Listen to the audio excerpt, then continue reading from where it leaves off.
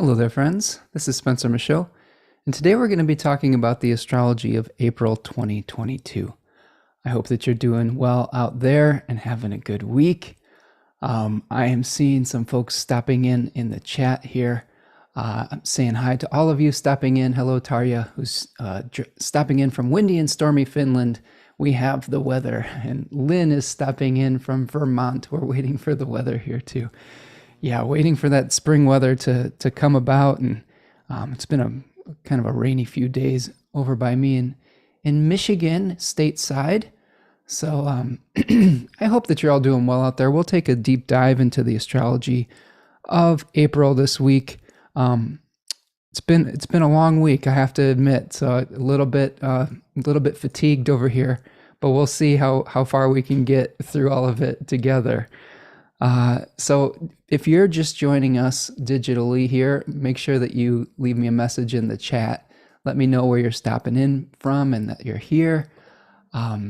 If you could do me a huge favor and like this video and share it with your friends, that would be great too. And we'll see what we can do. A lot going on in April. We're coming off the Malefic enclosure of Venus here, which we're still experiencing for the next few days.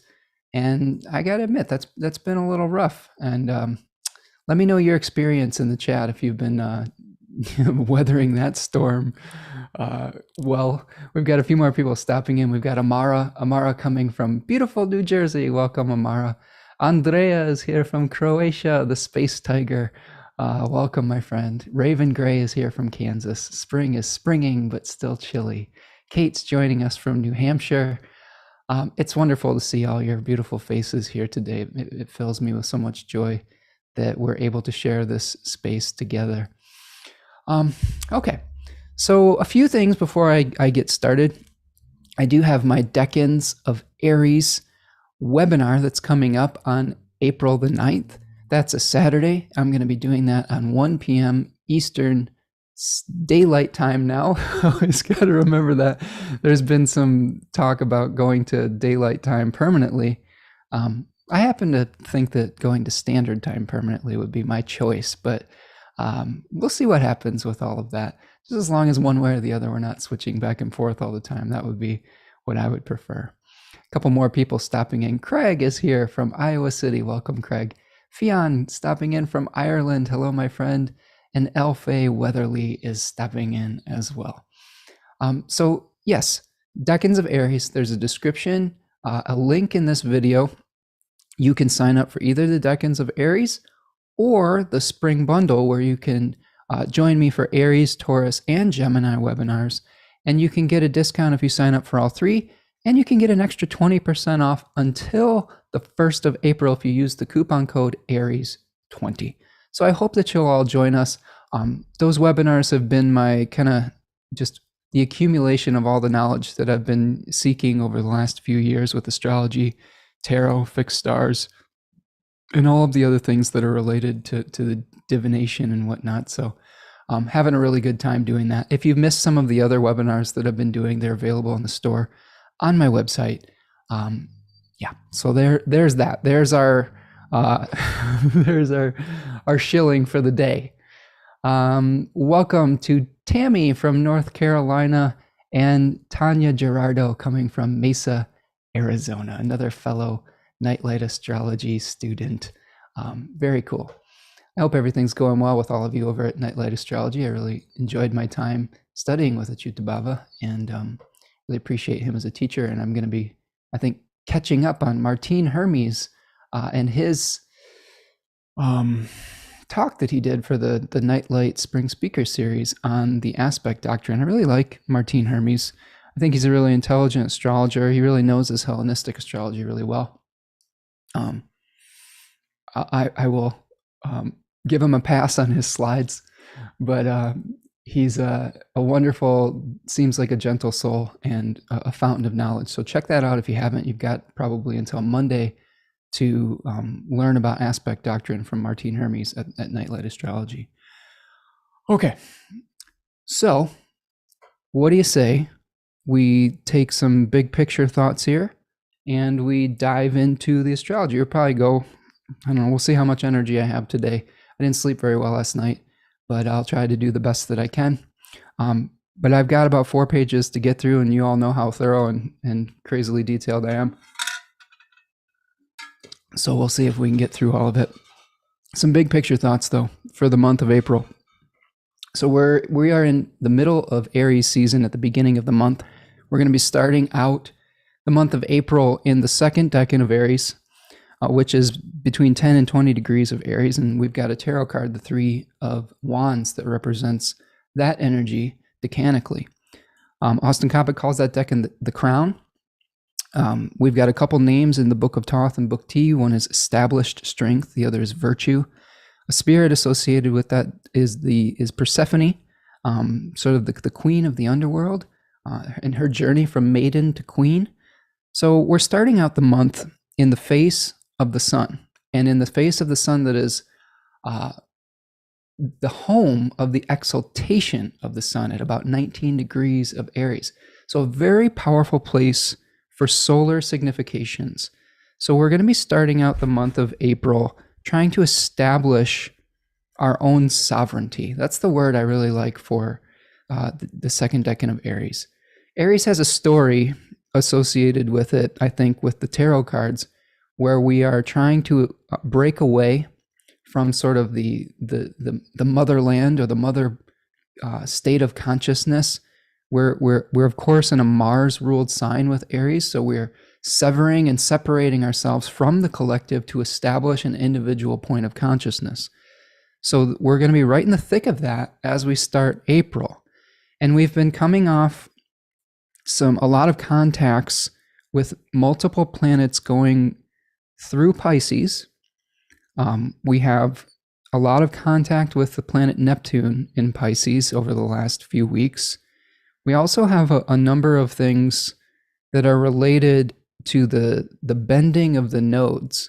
So planets have been taking their turns doing the bending of going into the bending of the nodes. And I'll show you what that means here, because I think this is something that I'm learning is pretty important. And I'll share my screen so that you all can see this with me. So hopefully you can all see that. So this is the beginning of the month, April 1st. And the bending of the nodes is this kind of condition where the planet, in this case, at the beginning of the month, it'll be Saturn taking its turn, is going to be squared the north and the south node of the moon. And the nodes of the moon are interesting because we've got places where energy or manifestation energy, I think, is coming into the world with the north node and increasing. And we've got sort of a place or a doorway where energy is leaving with the south node in a place of decrease.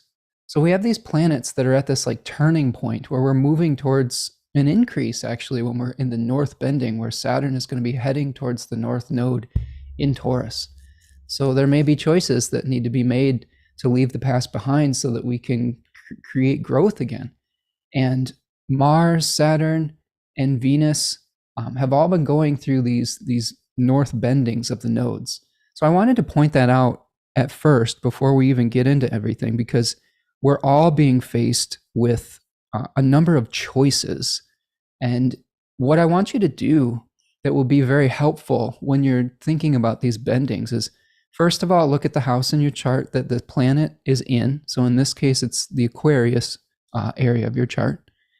And then I want you to, when you're thinking about the individual planets, I want you to figure out what planet those particular ones are providing resources for. So in Saturn's case, Saturn would provide resources for Aquarius and Capricorn.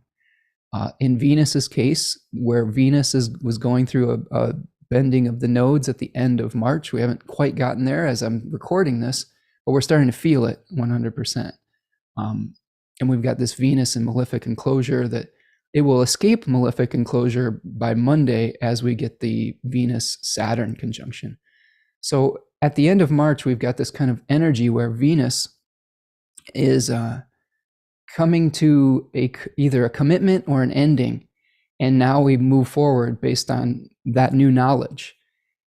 And if you're looking at Venus, look at where Taurus and Libra are in your chart and what topics they represent. In this arbitrary Cancer rising chart that I have on the screen here, Taurus is ruling the 11th house and Libra is ruling the 4th house. And Venus in Aquarius is placed in the 8th. So there will be 8th house matters in this Cancer rising chart that are having an effect on this person's or this chart's friend group, how they, any type of group that they share a sense of purpose with, and maybe also their foundation, their living situation, their family of origin, their father potentially. All of those themes could be related. So one of the things we have to do when we're studying astrology is try to integrate all of these things. And maybe there was a choice that was made. Maybe there was there could be something with an inheritance, a legacy, a death in the family that is shaking up the friend group and the family nature and things of that ilk. So that's just one example to kind of help you to be able to decipher some of these energies in your own life. So I wanted to point out we've got those planets at the bendings. Another big picture thought I have for the month is we've got a Mars-Saturn conjunction fairly early on in the month, which is, sometimes that can feel like frustrated energy at the beginning of the month. We want to move forward really, really badly, but there's some kind of limitation that we're working within. We also have a Mercury cazimi that's happening early in the month as well. And we're going to start off on a new moon. And eventually we'll have not one, not two, but 3 lunations this month with a new moon in Aries, a full moon in Libra on the 16th. The new moon is actually starting us off the month on the 1st at about 11 degrees Aries. The full moon will be on the 16th at 26 degrees Libra, so balancing out our individuality with the compromises that we have to make and the balance and the equilibrium that we have to make. That lunation will be squared Pluto, so we'll have to dig deep for inner resources there and maybe eliminate some corruption that may arise. And then on the 30th, the very last day of the month here, we're going to have a new moon solar eclipse in Taurus with Venus conjoining Jupiter. Now, I've been circling this date for quite a long time. This is some really powerful energy. There's just a lot of manifestation energy that's happening there. Both Venus and Jupiter are going to be very well dignified. This is the degree of exaltation for Venus at roughly 27, 28 degrees Pisces. Jupiter is well dignified in Pisces. And that exalted Venus is providing resources for the eclipse in Taurus. So all of those factors signal to me a very abundant and prosperous beginning. So I do think that we may have some bumps along the road for April, but I think that when we get to the end of the month, we're going to be prepared for an enormous shift in our lives, an enormous shift of consciousness, the potential to plant seeds that are going to be big game changers in our life. It's not going to be easy. There's a lot that is unknown right now. A lot of the other divination that I did with my hexagram and my animal speak to, we don't quite have all of the details yet. We are kind of, swimming in the dark a little bit. But again, when we don't have all the information, sometimes what we have to do is be patient and let it come to us. And sometimes we don't want to make too many actions, which I think Aries season, we want to act. We want to let's go, let's get moving, let's get Marsin. But I think with this case, we have to sort of let some of it unfold to us. Some of the ingresses that we'll see in this month, and I'll stop my share for just a second. We're going to have Venus moving into Pisces on the 5th of April. So Venus gaining a lot of dignity after she went through her dark night of the soul, being in a malefic enclosure between Mars and Saturn, which is a really difficult place for Venus. I've been talking to a lot of friends and folks, and there's just been people have been having some relationship challenges. It's been difficult finding agreement and harmony at the end of the month here. I have a lot of friends who have been having some challenges with their aging parents as well. I don't know if that's going around right now, but there definitely, I've seen a lot of endings that have been happening. So if that's going on in your life, I holding space and compassion for you, and hope that you're finding the support that you need. And think about it like this. Some of the challenges that we've been experiencing with that are going to start to shift by the end of the weekend. So that malefic enclosure is almost over, and you're almost through it. On the 10th of April, Mercury is going to be moving into Taurus. We're starting out the month with Mercury in Aries. We're going to see Mars shifting into Pisces on the 14th of April, and then the Sun moves into Taurus on the 19th, and then finally Mercury will move into Gemini on the 29th. We have a couple solar phases that I want you to be aware of this month. On April the 2nd, Mercury is going to be conjoining the Sun. That's called the Cazimi of Mercury at 13 degrees of Aries. So this is a place where we get a renewal in the heart of the Sun, and I'll break that down as we get into the daily aspects. On the 18th of April, Mercury is going to make its evening rise. So this is something that I think is becoming more and more important to me in my astrological practice, is seeing the visibility of a planet, and when it makes itself announced, its presence announced and visible after it's been under the beams of the sun and invisible. So today, as I'm recording this on the 25th of April, Jupiter is making its heliacal rise.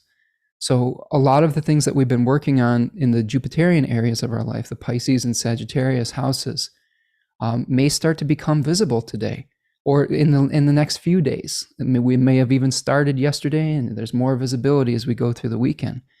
So those are really interesting moments to pay attention to, because Robert Schmidt, one of the pioneers of Hellenistic astrology, would talk about that as a moment of phasis, or an omen that was speaking very loudly. So it's important to pay attention when you get those types of messages, when you get clarity on something that can help you to take the actions that you need. So that's the ingresses, the new full and then new moon eclipse. We've got a first quarter moon on the 9th. We've got a last quarter moon on the 23rd. I'll talk about that as we get further along in the show today. We've got a moon out of bounds is another thing that I've been starting to look into a little bit more too. We have moon out of bounds right now, and it has been for the last few days, and that's when the moon is sort of outside the normal path of the sun. So the sun rises and at different declinations. That's a fancy word for how high it rises at noon during a specific time of year. And there is a specific degree of declination, either south or north of the sun, or the path of the sun. And it's roughly 23 degrees and 36 minutes. So if you're looking on your astrology program, you will see a little thing called declination. And I'll actually show you this here. I want to show you what this would look like. So here you can see, this is the astro sheets from Astro Gold, which gives you some extra information. You can see declination over here, all right? So if we were to go back to right now, you can see that the moon is at 26 degrees and 44 minutes south of the ecliptic, the path of the sun. So it's outside of that 23 degree, 36 minute path. So what that does is that sort of makes that planet sort of a rebel, sort of a maverick. It doesn't necessarily follow society's rules. It can really accentuate and exaggerate the energy of that planet. So maybe in the last few days, we've been feeling extra lunar, extra emotional, things maybe bubbling up from the depths of our subconscious to be reckoned with in the light of day. And that can, that can burn anybody out on some level, can it? So we will have another moon out of bounds period from the 5th of April to the 10th. So I wanted to make sure that I pointed that out as well. Okay. So you've got an astrological longitude over here, which is what we normally think of as the degrees that a planet is in on a chart. But the declination is the distance above or below the ecliptic. Okay. Everybody doing okay so far? We've got Raven says, as a Taurus rising, I'm so ready for this enclosure to be over. Yeah, you and me both, Raven. As a Taurus moon, speaking of that, though my solar return was back in July during that Venus enclosure, so I think it's just part of my story of the year. Yeah, Raven, whenever we have a planet that's in between Saturn and Mars, and I'll show you what this looks like, my friends.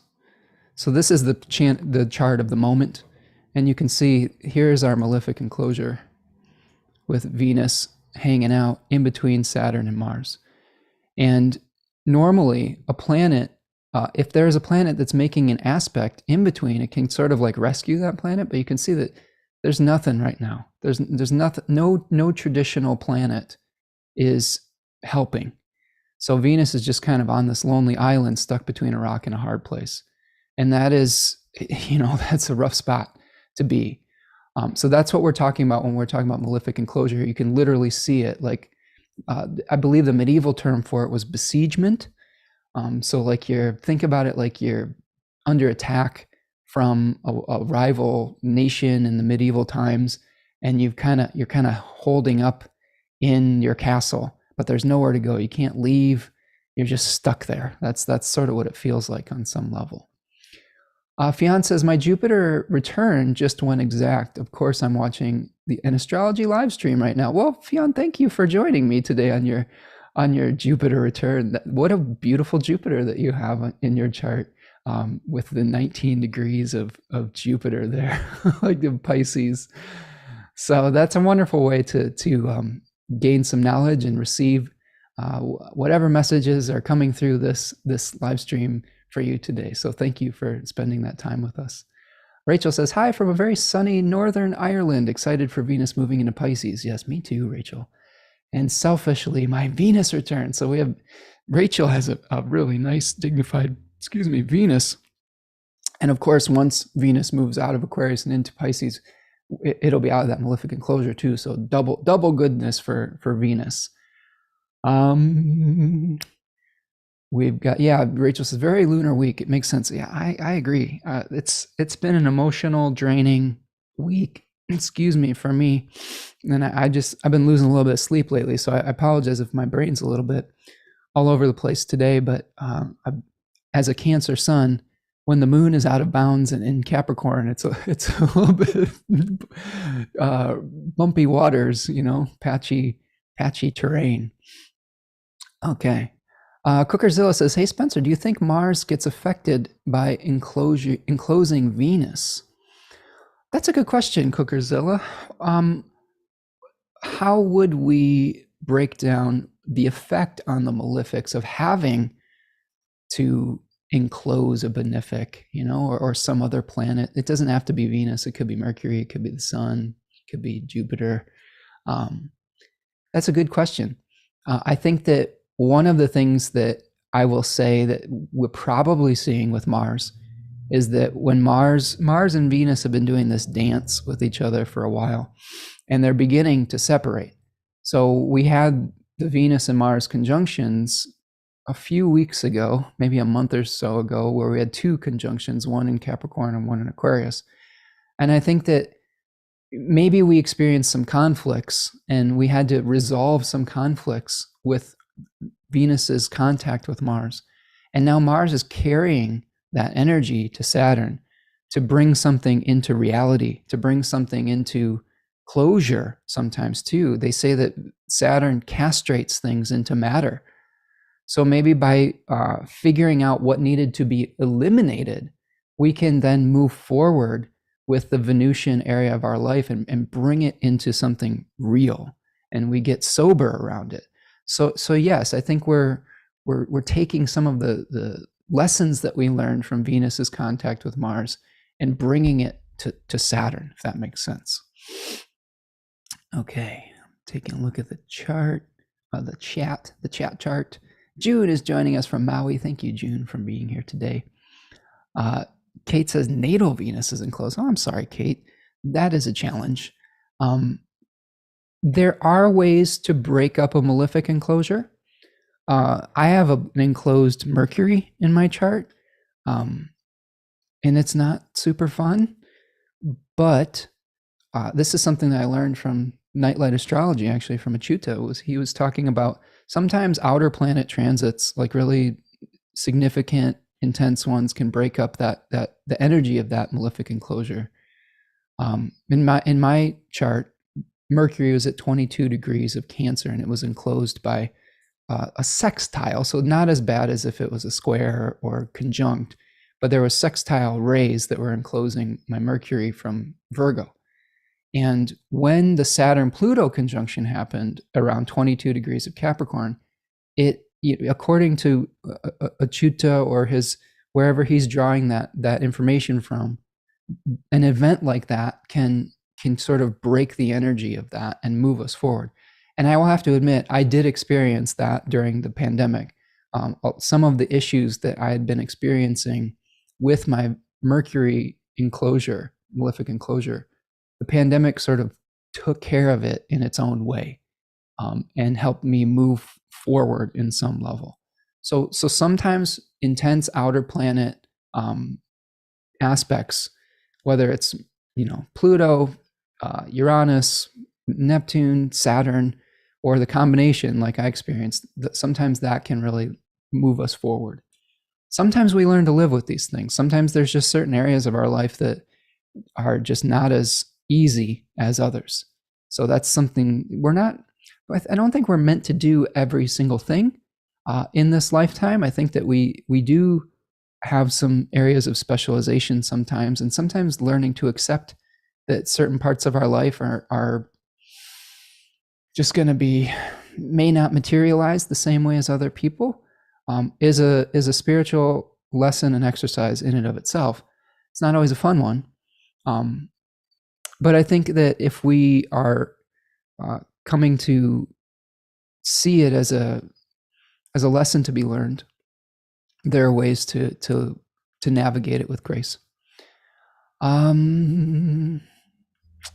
Rachel says both very evocative terms. Poor Venus. Yeah, I agree. Besiegement, malefic enclosure sound really gnarly, don't they? June says, I'm experiencing extreme dynamic transformation and a connection to source. Well, June, that is awesome. In Maui, that's probably a lot easier to do than in Michigan. It's where I'm at in the spring. I want to experience dynamic transformation and connection to source on a beach with like a coconut and a volcano nearby. So that's really cool, June. I am excited for you. Tarya says, as the out of bounds moon goes to extremes, could it be an extra dose of fate and fortune too? That is a great point, Tarya. So Tarya is joining us. Another Tarya is joining us from Finland. Yeah, the moon is associated with some of the things that we have to deal with that are not necessarily in our own control. Like it's kind of I'm thinking of the fifth and the sixth house, 2K, chance, fortune, some of the things that just come to us. Fifth house is called the Agatha 2K, and sixth house is the Malas 2K, good and bad fortune, which is different than the 12th and the 11th, which is good and bad spirit or daimon. So some of those houses may be related to the good that we can create through our actions because it's related to the sun and our awareness. So a lot of times we're adjusting to circumstances that we didn't necessarily, do anything specific to bring about. The moon is also related to the body, so there might be issues related to the body with an out of bounds moon as well, and our feeling of home and safety and security and emotional well-being. Cookersville says, amazing insights. Thank you, Spencer. Scorpio 12th house stellium ruled by Mars in Leo. Well, that is cool.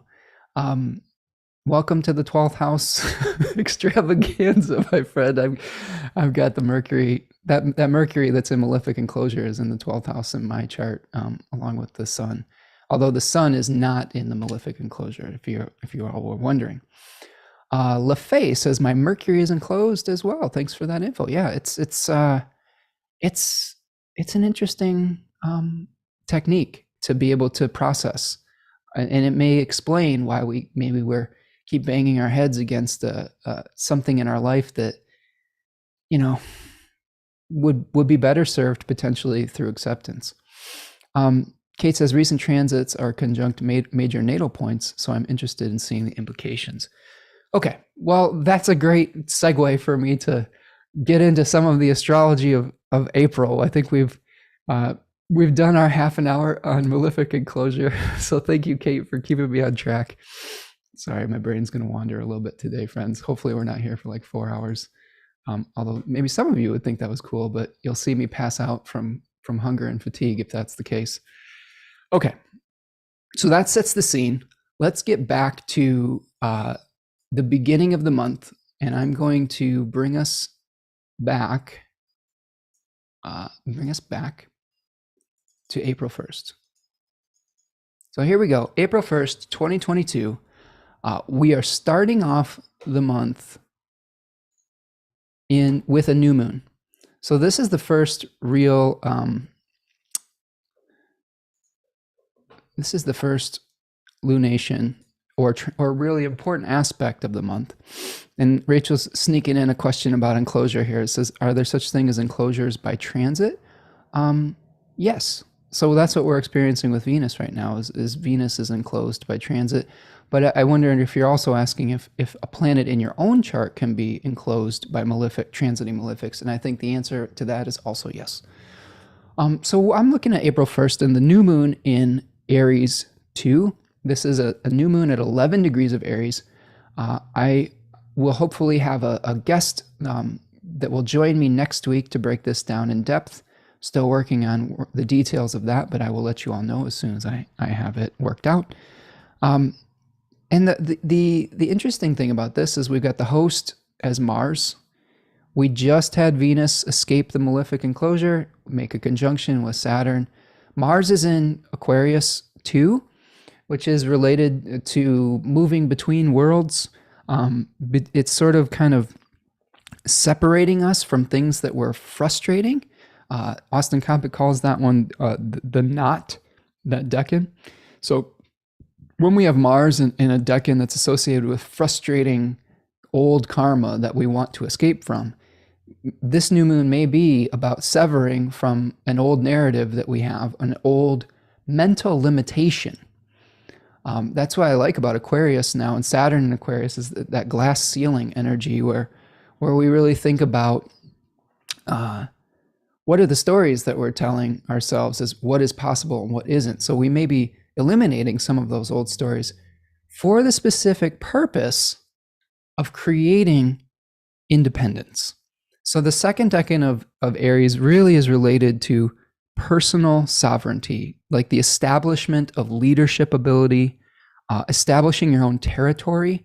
Like I said, the first decan is, leaving the whatever you're dependent on behind, whether it's a collection of souls and consciousness, or a family of origin, or a country of origin. Like the way that the Rider-Waite deck was describing this, we had the first decan of Aries was called Dominion, which is related to like establishing a colony apart from the mother country. And now in the second decan, we're establishing the rules of that new independent state, basically. So if we think about this in our own personal lives, this new moon is really about establishing a new independence, a new sense of being able to move forward under our own power and leave behind some of those limiting belief systems that may have been idealistic walls or ceilings rather than actual physical boundaries. So that's something to think about with this new moon. The other thing to recognize about this new moon is that we have Mercury co-present with it, about to become Cazimi or be renewed in the heart of the sun. So there may be some negotiations around this period of time that are important, since Mercury is a part of this lunation. And then you can also see that Jupiter and Neptune are starting to apply to their conjunction. So that is also, going to be happening simultaneously with this kind of lunar cycle that we have here, is Jupiter coming in contact with Neptune. And I'll break that down in depth in a minute, but you can also listen to a podcast that I did with my good friend Hannah Kuhari. You can check that out. I just posted a link to that on Instagram. And I'll try to share that around more, but it's a really great talk we had on Jupiter and Neptune. I'm trying to figure out what the name of it was here so that I can. It's the Light Body Podcast with Hannah Kuhari. So you check out the Light Body Podcast and give her a shout out here. She's a really great thinker as well. I really like talking to her. So that's kind of the new moon on the 1st. And you might have to kind of, there may be some battles that you have to face to be able to establish your sense of self and sovereignty. This is really about regulating your own personal world. I think that after you've had some kind of conquest, battle, separation from Aries 1, experience that we go through at the end of March, then you say, okay, how do we reconstruct the new land, right? How do we build things back up after the conflict that helped us to, say what is us and what isn't us? I think the first decan of Aries is really about rejecting what we're not. And then by the second decan, we're saying, this is who I am. It's very solar, right? It says, the sun announces itself. It says, here I am. I'm very bright, and I'm going to shine my light and my vitality. So there may be some hopeful expectation around this as well. Okay. If I move forward to the 2nd, you can see that here we have our Mercury cazimi moment. So this is going to happen around 13 degrees, about 13 degrees, I guess, once the actual conjunction will happen of Aries. And this is a renewal of Mercury. So in the area of your natal chart, Mercury is going to be doing some negotiating in the Aries topic that is represented in this case, this arbitrary Sagittarius rising chart. This is the Mercury cazimi will happen in the 5th house. But it will also have an effect on the Gemini and Virgo area of your life. So in this arbitrary Sagittarius chart, that cazimi through the 5th house will have an effect on the 7th house of partnerships and of culminations, of endings, of celebrations, of the setting sun, and then the 10th house of visible action out in the world. So again, this is a really powerful technique to see what area of life the planet is taking action in, and then what effect will it have on the other houses that are related to it. The potter and the clay metaphor on some level. So the planet in the house is the potter, and it is the clay for those other houses. One thing to think about with this Mercury cazimi is it'll be conjoining a fixed star called Alderaan, and that's in a constellation called Cepheus, and that is the king. This whole decan is all about royalty. There's a number of fixed stars that are related to the royal family that is near the pole, which is thought of as a place of eternity, because it rises and it doesn't necessarily rise and set. It's just like appears out of nowhere, kind of. It's just really kind of interesting. There's immortality associated with it. But Cepheus is really the king. It's really about dignity and honor, having wise leadership. So you're communicating your new leadership skills around this Mercury cazimi. So I want you to kind of look into your crystal ball and see where you need to make a new start, where you need to establish your independence, and how can you do that with dignity and honor and be like an honorable leader rather than an autocrat or some kind of someone who is strong-arming their way into power. Because eventually, if you do that, you will be planting the seed of your downfall. I say that a lot in various interviews.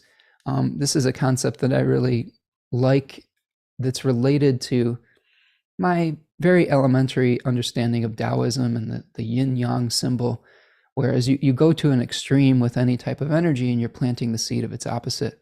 So in questions of power, by being fair in leadership positions, you're creating peace by being of service to the people that you're leading. Whereas if you're trying to just dominate people, that makes that makes people upset, and eventually they're going to shift the energy, and that's not what you want from conscientious leadership. So that's something to consider with that Mercury Cazimi.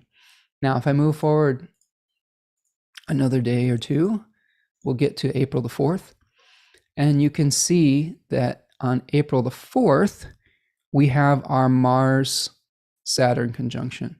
So if I go forward a few hours here, you'll be able to see it exactly. So there is the coming together of Mars and Saturn.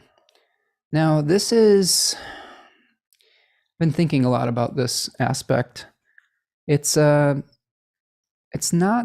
I don't think it's a fun aspect. Anytime the malefics are coming together, it's not like it's fun, happy times. It is in that third decan of Aquarius, which is associated with the Seven of Swords, where you see a figure is sneaking away from an encampment, carrying 5 swords and leaving 2 behind. So again, Austin Coppock really talks about the themes of leaving the past behind, untying the old karmic ties. This may be where we're finally making progress with that potentially. We may feel like we have one foot on the gas and one foot on the brake. I think there's really a lot of frustrated movement with this aspect, where Mars wants to move forward quickly. Saturn says, no, you need to slow down. I think in this case, Saturn is more powerful because Saturn is in its own temple, its own domicile. So I do think that we may have to slow our roll a little bit around this period of time. But it may take a lot of hard work and focused discipline to get whatever we're trying to get done. Now, this aspect is going to be on a fixed star called Sal del Sud, which is in one of the shoulders of the Aquarian constellation. And this is called the luckiest of the lucky. So, this is about,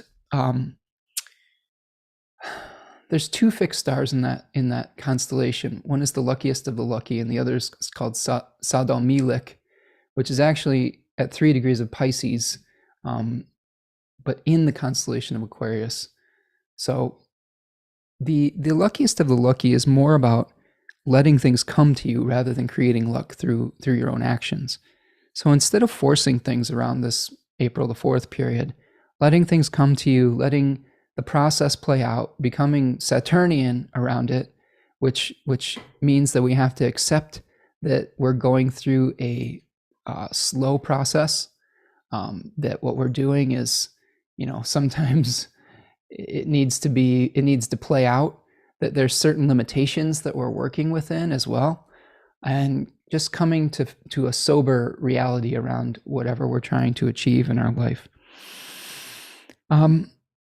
Just one little note with this, that Sal del Sud sometimes can bring good fortune from really difficult situations.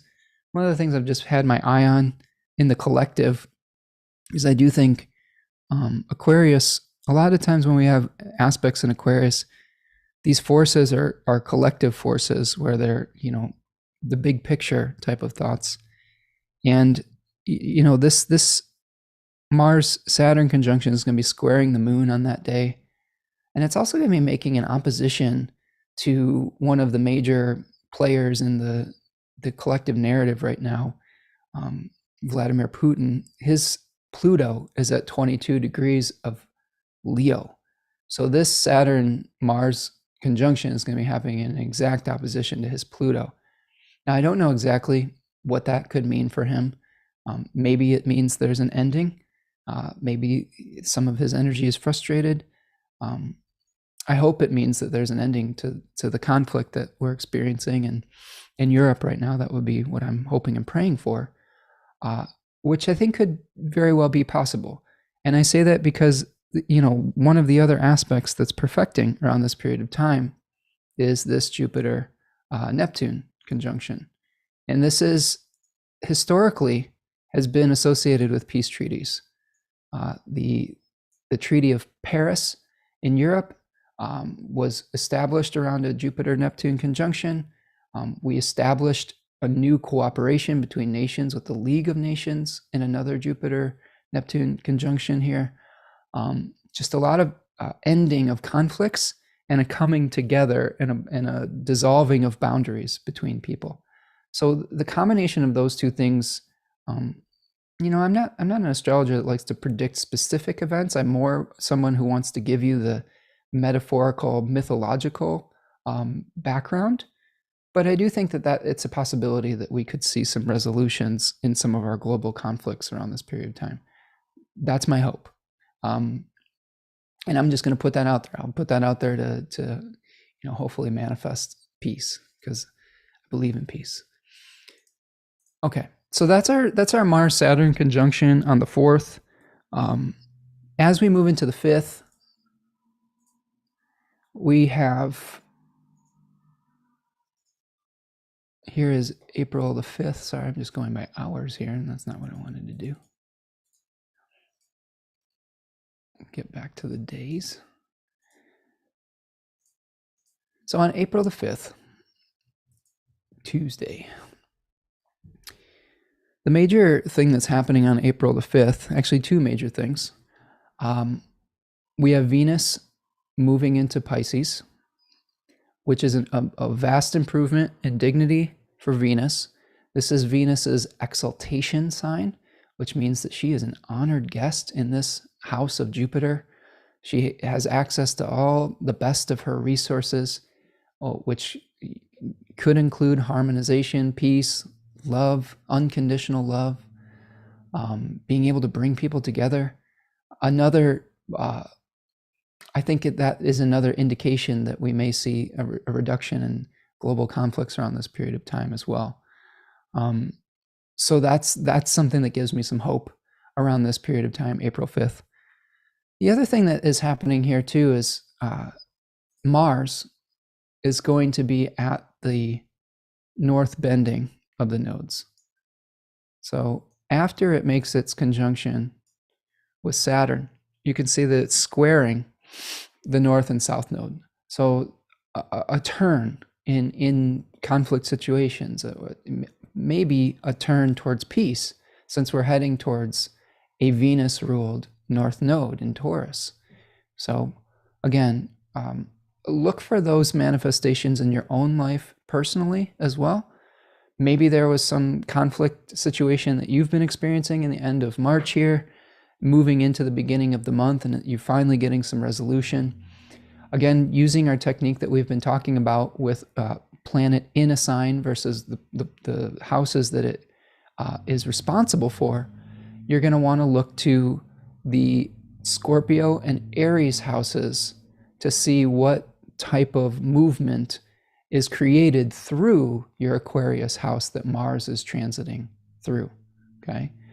And this is going to be some kind of shift between your Taurus and Scorpio axis here, right? You may be starting to move towards whatever topic is represented by Taurus in wherever it's placed. In this arbitrary Cancer rising chart, it's moving from maybe a more personal creative expression to a more collective group consciousness, maybe a movement towards altruism or something of that nature, and joining forces with others. So that's something to think about. Okay. Now, one thing I wanted to point out that I think is interesting is Pisces, the first decan of Pisces is the Eight of Cups. And in that card, which I'm looking for right now, you see a figure that is going off into the wilderness, leaving behind 8 stacked cups. And this card is really about, after we've untied some of the karmic knots in the end of Aquarius, we go off on this inner journey to find a higher purpose, to find meaning. And sometimes it is about leaving some kind of material success or material form behind. So I think in the first 10 degrees of Pisces, Venus may actually be creating this kind of energy of detaching from some object of desire, abandoning something that we've been pursuing, saying, this isn't really bringing me happiness. I need to go off in search of something that brings me higher meaning, higher purpose. We may also become aware of the highs and lows of emotion that are associated with temporary reality, temporal reality, with the fact that nothing is permanent in this physical realm. That's sort of a real energy of Pisces too, is coming to an acceptance of impermanence as well. So if you feel a sense of like, this isn't really what floats my boat anymore, I think that one of the ways that you will come into alignment with what is really meaningful for you, that will really bring you true joy, is letting go of something that isn't bringing you joy first. Because sometimes when we're trying to keep something afloat that isn't really bringing us real meaning and joy, we're blocking the manifestation of what could provide that for us. So something to consider as Venus moves through its first degrees of Pisces. All right. Everybody doing okay out there in digital land? Just checking over the chat here. Thank you so much for joining me today and listening to my sleep-deprived ramblings. This is when you tap into, all of your instincts and drink all of your mate tea to keep you awake. But a lot of times when you're kind of functioning at a little bit of a different frequency, I think when you're tired, and you can tap into this like almost non-linear type of consciousness. So it's interesting. Kate says 18-degree Aquarius sun, moon at 22 degrees Aries, Leo rising. Hey, fellow Leo rising. I'm a Leo rising as well. Collectively feels like a transition of power, personally transition of what I give power. Yeah, I agree. So with the Leo risings out there, maybe some difficult relationship conversations may be coming up potentially with all of that action happening in the 7th house. Turning points, and communication is really the key. I think that this is something that I've been learning throughout this process and the Venus enclosure and all of these things. Is it's really important to have clear communication. Sometimes we repress things because we're afraid of the disapproval of someone else, and that can lead to even more corruption. And I think that when we just bring things to the light of day, innovative solutions can be found. And in relationships, I think sometimes we try to carry the burdens by ourselves because we want to feel competent, we want to feel respected, or we're nervous that the other person's going to be upset if we don't share those things.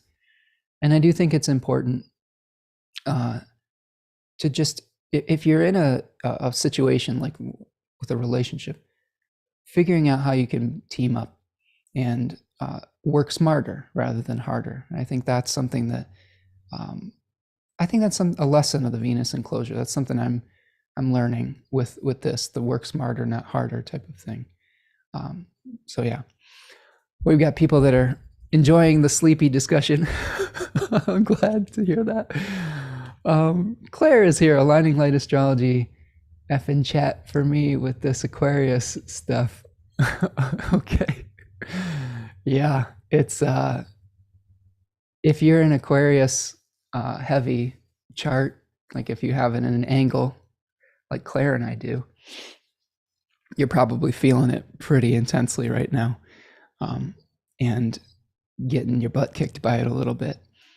Lynn says, I relate to sleep-deprived communication, flow of consciousness. Well, that's good. I'm glad that people are still receiving the wavelength here. Snake Woman Girl says, my birthday is April 5th. Well, happy birthday, Snake Woman Girl.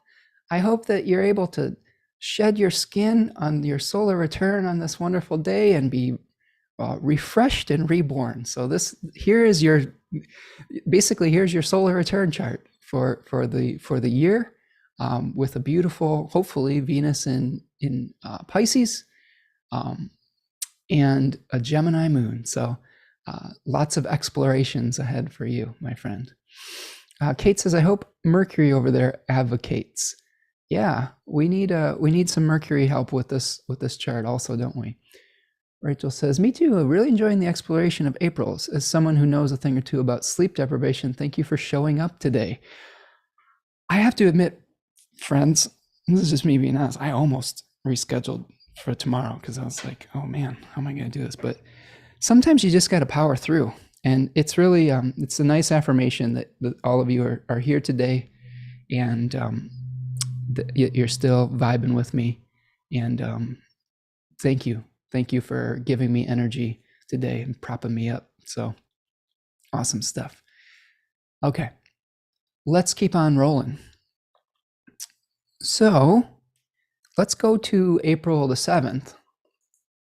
On April the 7th, we have just a little minor aspect between Mercury and Saturn, a sextile between Mercury and Aries and Saturn and Aquarius. This may be something with Mercury moving through the third decan of Aries, where we might be having some communication to win over a hostile crowd. My recommendation for this is to utilize your charisma and maybe even a sense of humor if you're discussing difficult topics. And I'll explain that in more depth as we get to the Aries 3 part of the show, which we're almost there. But that decan is ruled by Eros. So we're kind of inflaming the passion of others and trying to gain a following. But again, it's a Venus ruled decan, so utilizing your ability to soften a little bit and to create a win-win situation, I think, is part of that decan as well. On the 8th, we're going to be seeing the moon moving through Cancer, and we're going to have a sextile between Mercury and Mars. So after the conversation that Mercury had, the positive sextile conversation that Mercury was having with Saturn, now it gets to have that same conversation with Mars. So again, one of the things that I think is important is realizing that when you have these aspects, you are going to be dealing with those areas of your life. So Mercury may be negotiating with the Capricorn Aquarius area of your chart the day before, and now it's going to be moving and taking that reality check and helping you to take action in the Aries and Scorpio area of your life. Okay, so this relationship with planets and how it works with the houses and topics is super fascinating to me, and it's changed the accuracy of my readings quite a bit when I started learning traditional astrology and just this kind of guest host relationship. One of the most important things that you can learn as a budding astrologer. So I encourage you to keep practicing that technique. Okay, and then the last thing we have as the sun moves through Aries 2, second decan of Aries, is a square between the sun and the moon at 19 degrees of Aries.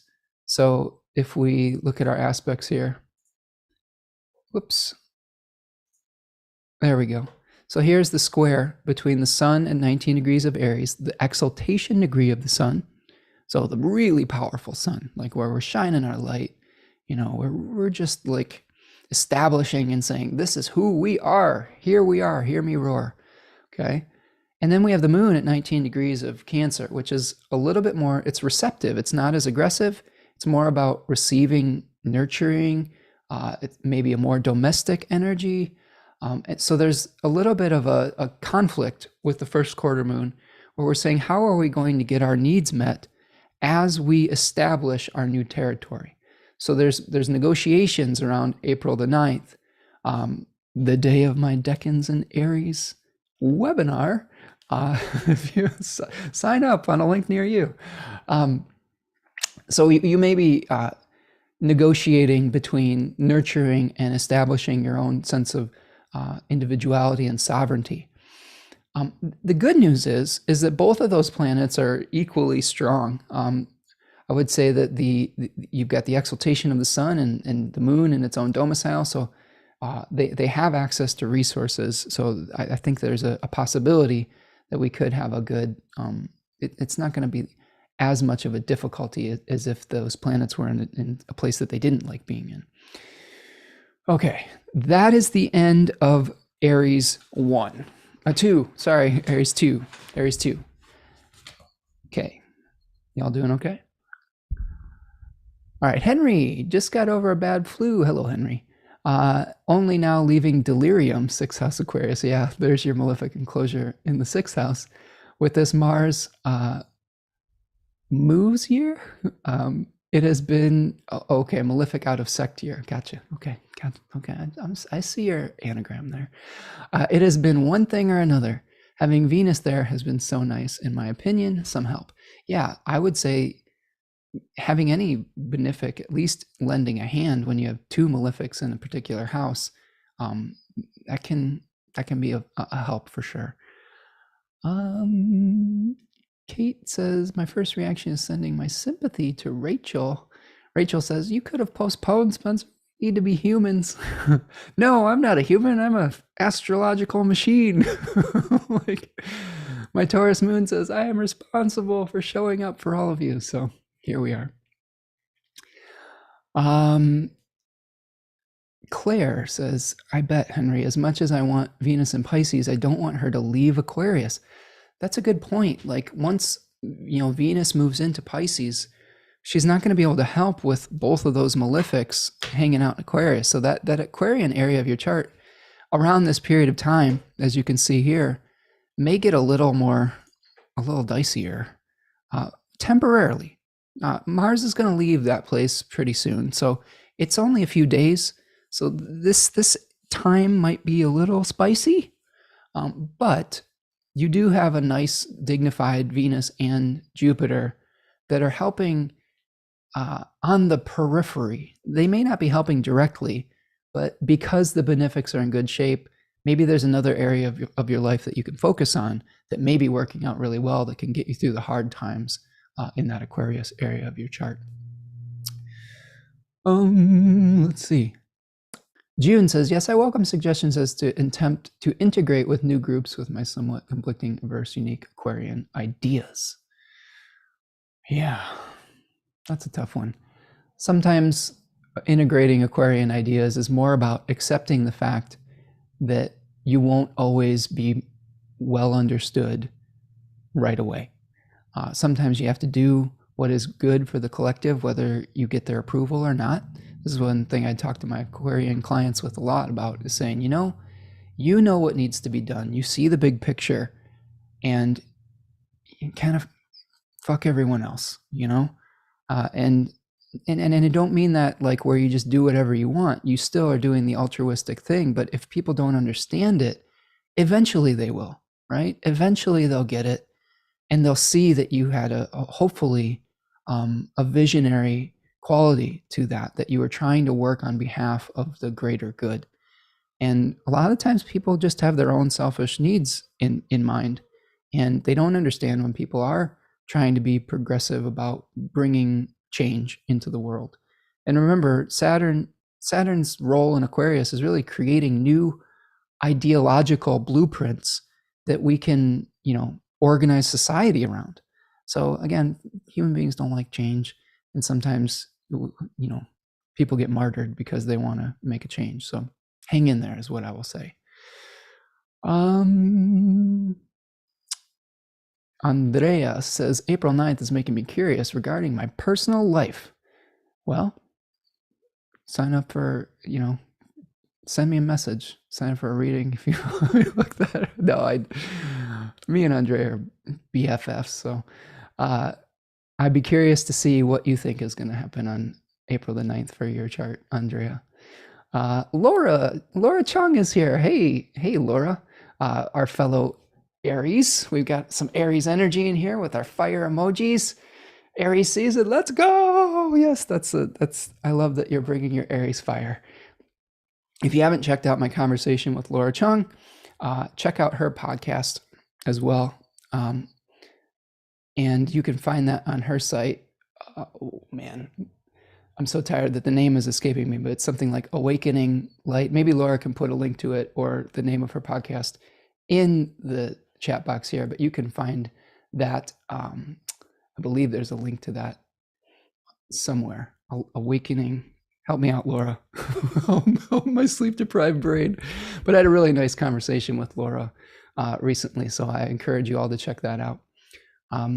Rachel says, interesting times, Kate. Though we have to say Saturn sun hasn't been as grim as expected, sobering, demanding patience, and trudging on. Yeah, sometimes Saturn makes changes that are necessary, and when we come to the reality, it's liberating. So it doesn't always have to be really bad. Jupiter is lending a helping hand. Hope yours has been okay. I'm just reading through things here. On my own, Kate says, on my own idea was to start a group, and it's just me. No offended, guaranteed. Compulsive posts need fulfilled.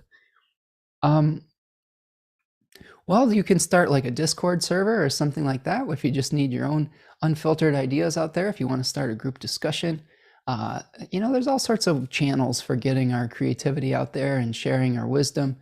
And sometimes what I will say about building a community is sometimes it builds slow. We have a really amazing community here with these live streams. I'm so 100% grateful for all of you, but it took some time to build it. And it took me experimenting with a number of different formats before we really hit on something like this, these live streams that I think people are really enjoying.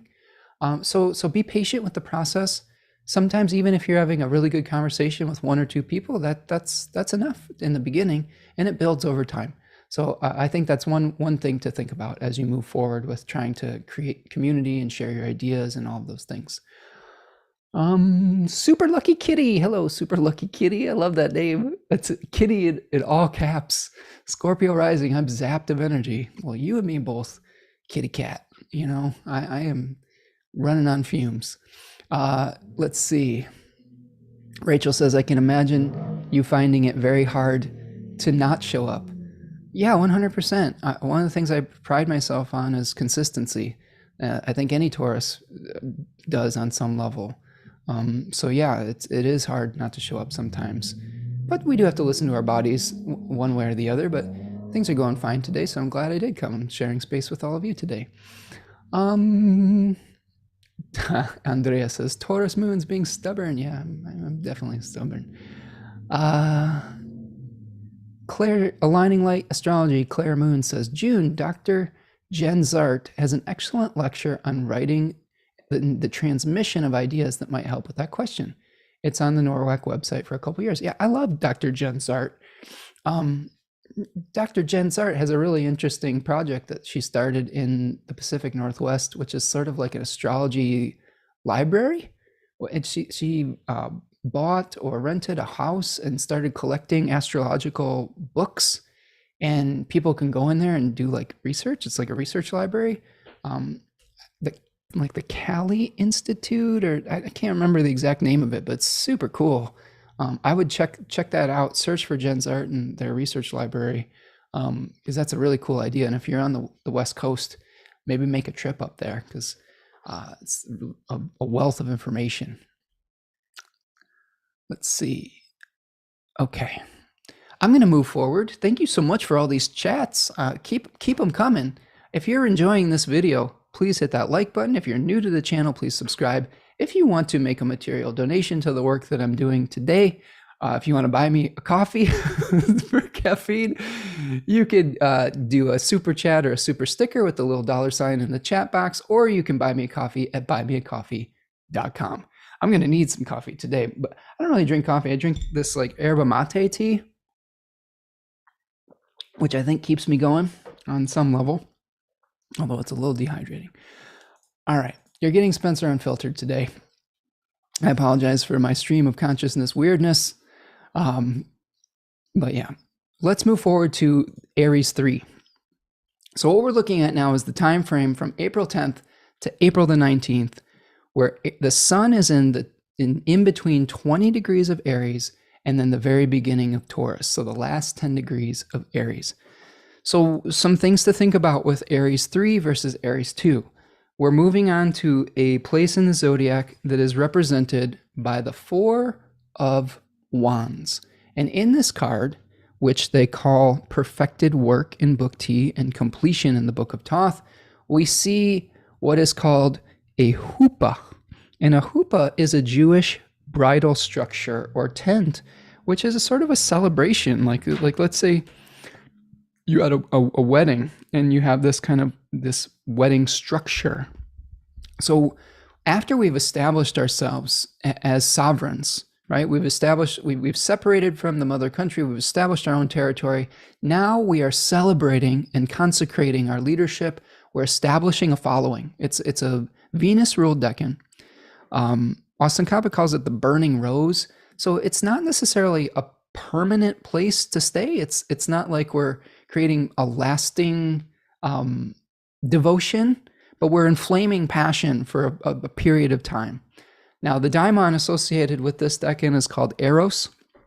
And one interesting note about Eros, and I'll talk about this in my Decans of Aries webinar, but Eros has both gold and lead-tipped arrows. And the gold-tipped would inflame passion.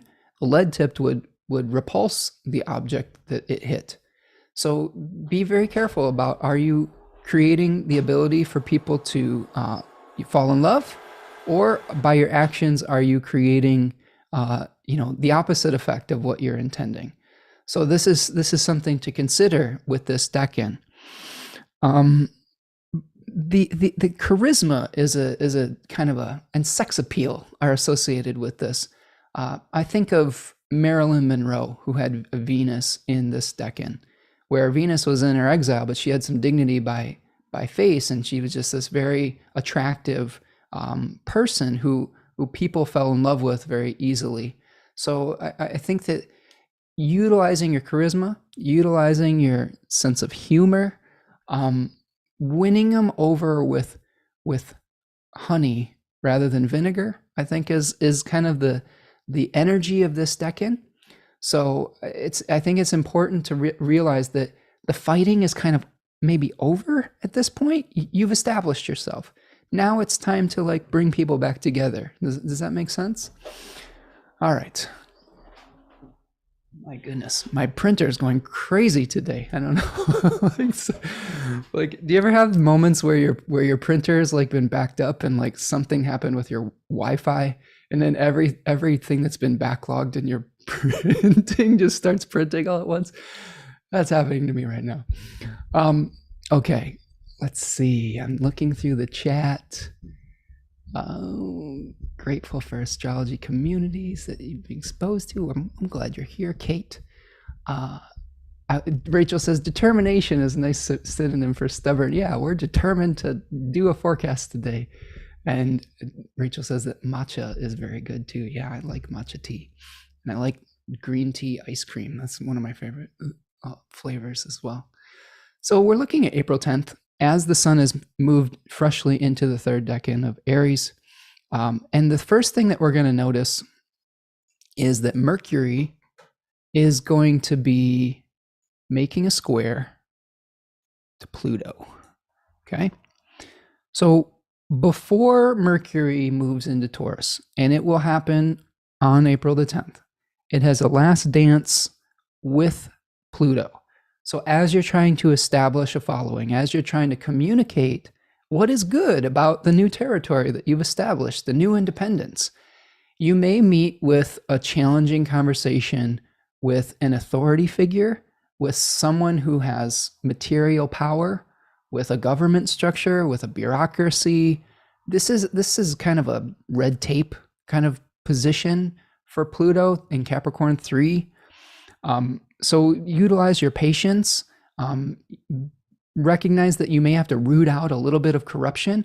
And again, utilize the gifts of Aries 3 here, which is your good humor, your charisma, to win over that hostile crowd and to eliminate and transform the material structures of your life. So that's what we're seeing right before Mercury moves into Taurus.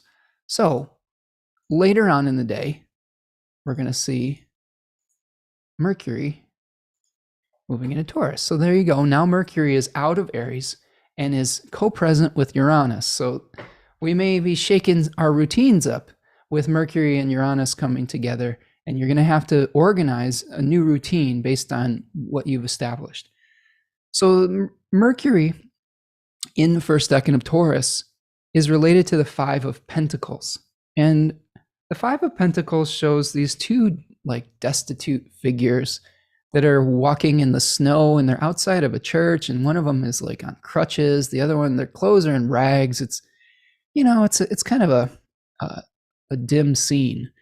And the interesting thing about this card from various authors, they call it worry. There's some others names for this card called material trouble. Austin Coppock calls it the plow. We've got a daimon associated with the charities. This is a place in the zodiac where it is a Mercury ruled decan. So Mercury does have some dignity by face. And it's not necessarily that we're going to experience poverty, but we are afraid that we might. And all of the things that we do to prepare ourselves to avoid this scene in the Five of Pentacles are very important. So what we're doing is we are planning. So Austin Coppock says it's the plow. We're plowing the fields of our life. We're using Mercury to make a plan about how we're going to, plant the seeds of our life. We're taking stock of our resources. We're saying, what seeds do we have? What seeds do we have to go to the farm store and buy? Where do we want to put them? How much do we want to space them? What budget do we have available for this? It's all about asking questions about how you're going to utilize the resources you have to build in spring. And that may make you a little nervous at first and a little worried. But if you talk it out, Mercury, communicate, and then make a plan, that'll help bring you some relief. Okay, that'll probably help you feel a lot better about moving forward. Maybe you've had a big change in your life and it necessitates a different way of dealing with resources. This is a great time to make a plan so that you can relax a little bit. Okay. Now, when we move forward another day, we get to April 11th. That's when we have Saturn at the bending of the nodes. So you remember we were talking about Mars and Venus at the bending of the nodes. Well, now it's Saturn's turn. And you can see Saturn here at 22 degrees of Aquarius is squared the north and south node at 22 degrees of Taurus and Scorpio, respectively. So this is another turning point. We've had so many turning points in the last few weeks with all these planets going through the bendings of the nodes. Like our worlds may look very, very different than they did even 2 months ago. Like I've been saying for the last year, this time period, March, April, May 2022, with Jupiter moving so quickly, Jupiter's screaming through Pisces in the first 5 months of this year. The vision that we have could manifest really quickly, and almost to the point where you're like surprised. We're like, oh my goodness, my dream is here. What the hell do I do? And it's very disorientating. So a lot of the times when we make a wish and we open ourselves to receive, we can start to doubt, and that can start to push away the good things that we've attracted.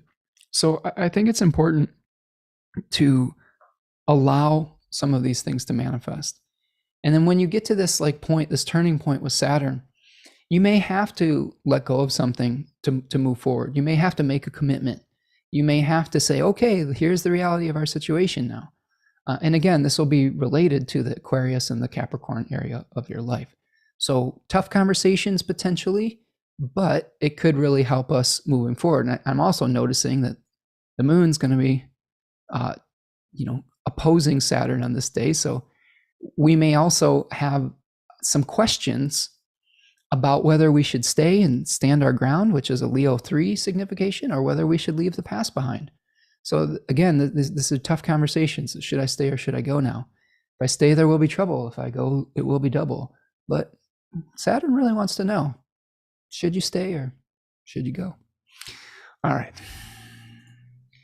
God, what a clash with my unconscious here, subconscious mind.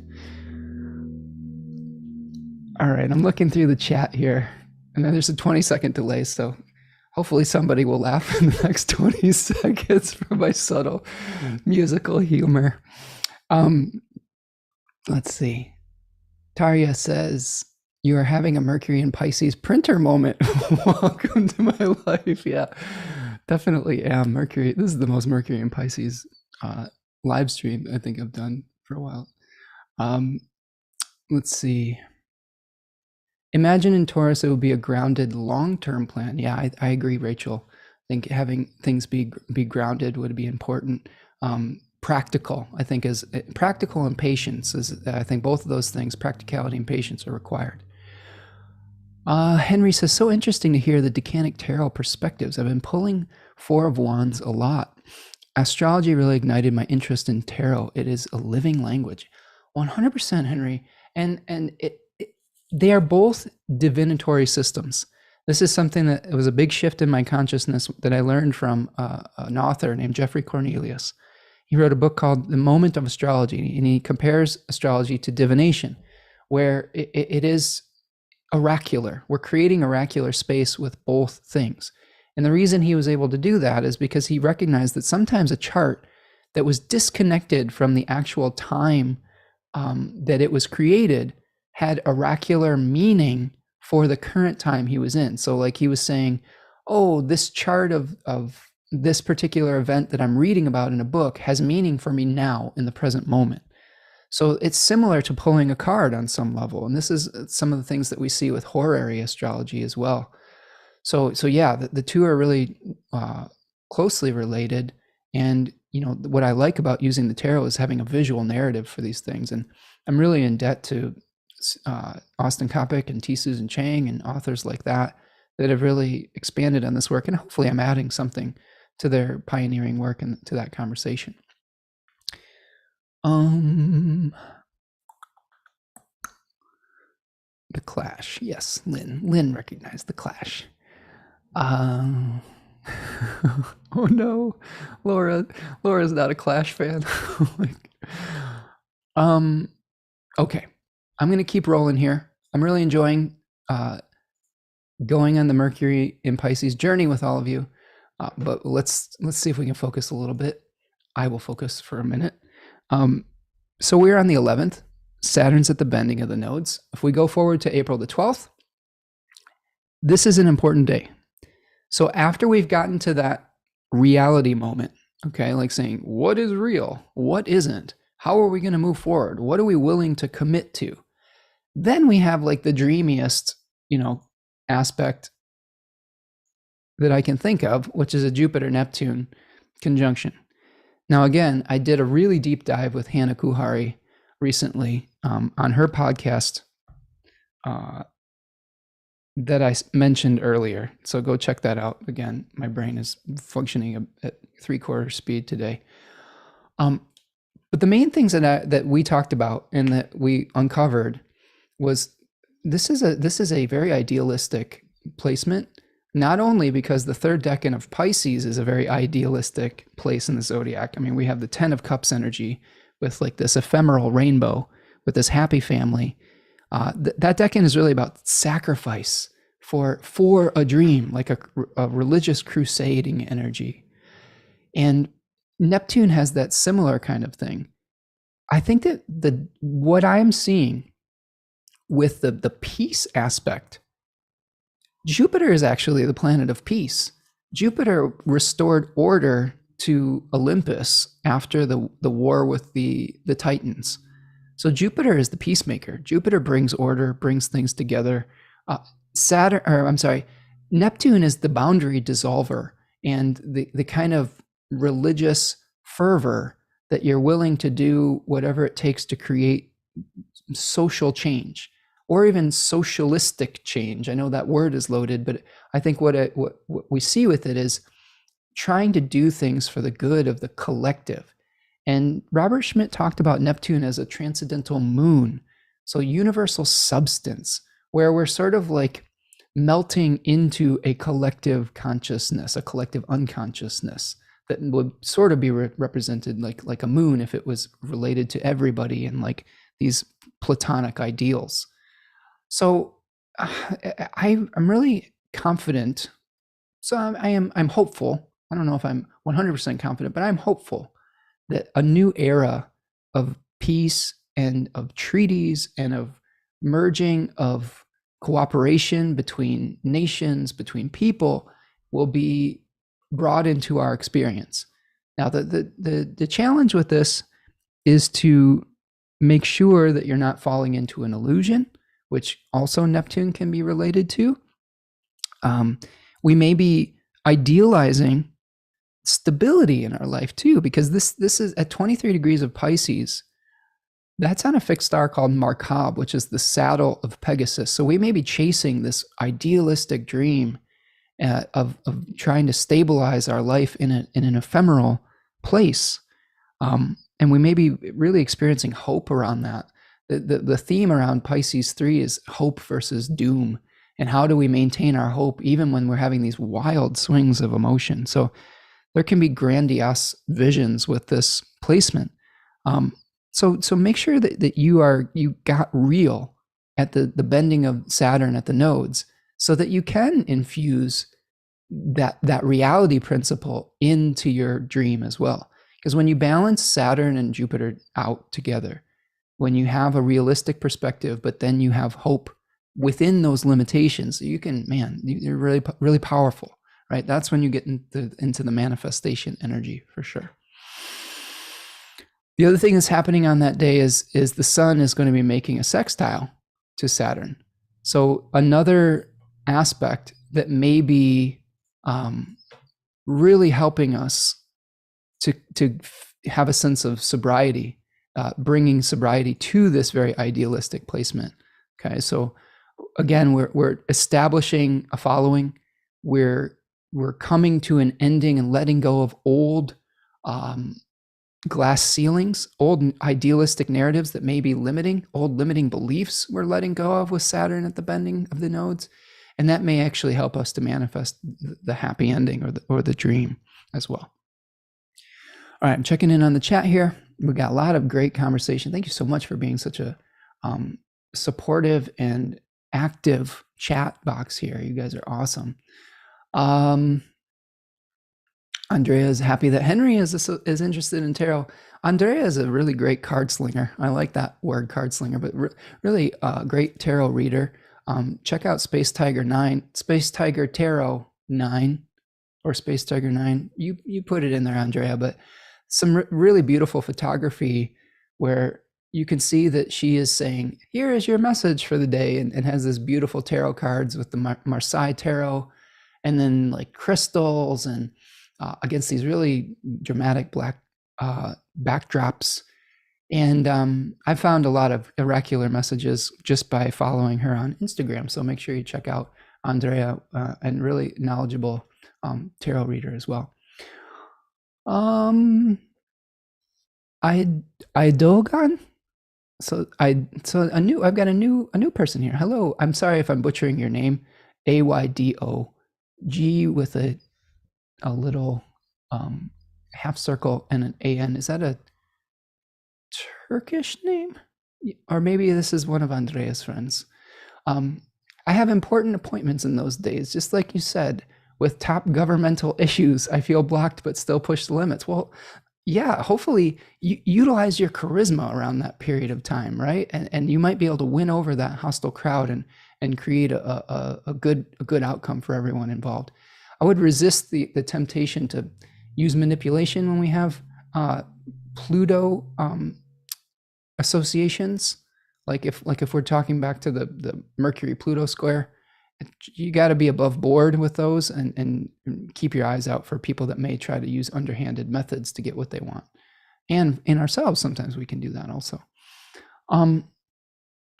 Rachel says, Henry, I really love combining tarot too. It really stimulates the divinatory mind and leads the mind into more visual fields of interpretation. Yeah, 100% the visual narrative. Okay. Your chat is a bit Mercury and Pisces. Yeah, it is. Dimphy says, my daughter Pearl's birthday is the 12th of April. Happy birthday, Pearl. This is your solar return chart. So, Saturn at the bends, Jupiter-Neptune conjunction, probably a really interesting year ahead. Okay. Let's see. All right. I'm going to keep going just so we get through it. So on April the 14th,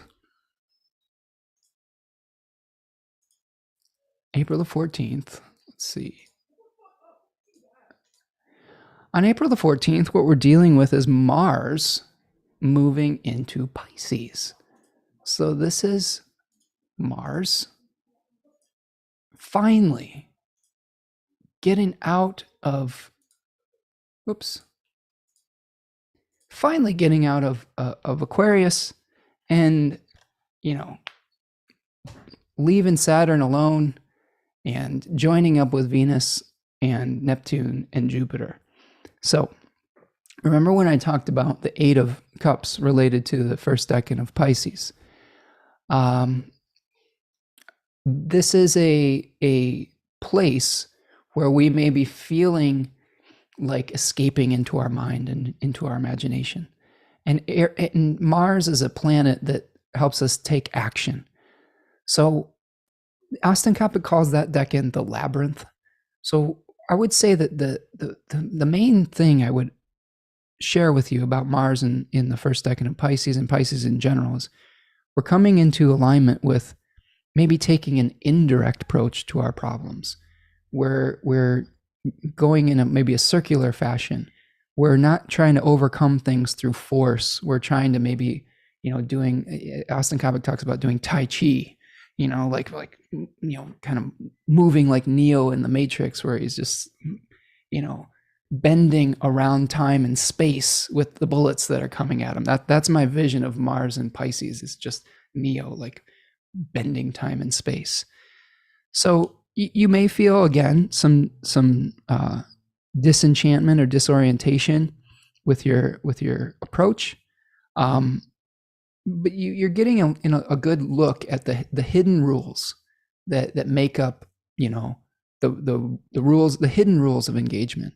So I guess I would say guile over force is the thing that is talked about a lot with this decan. Okay.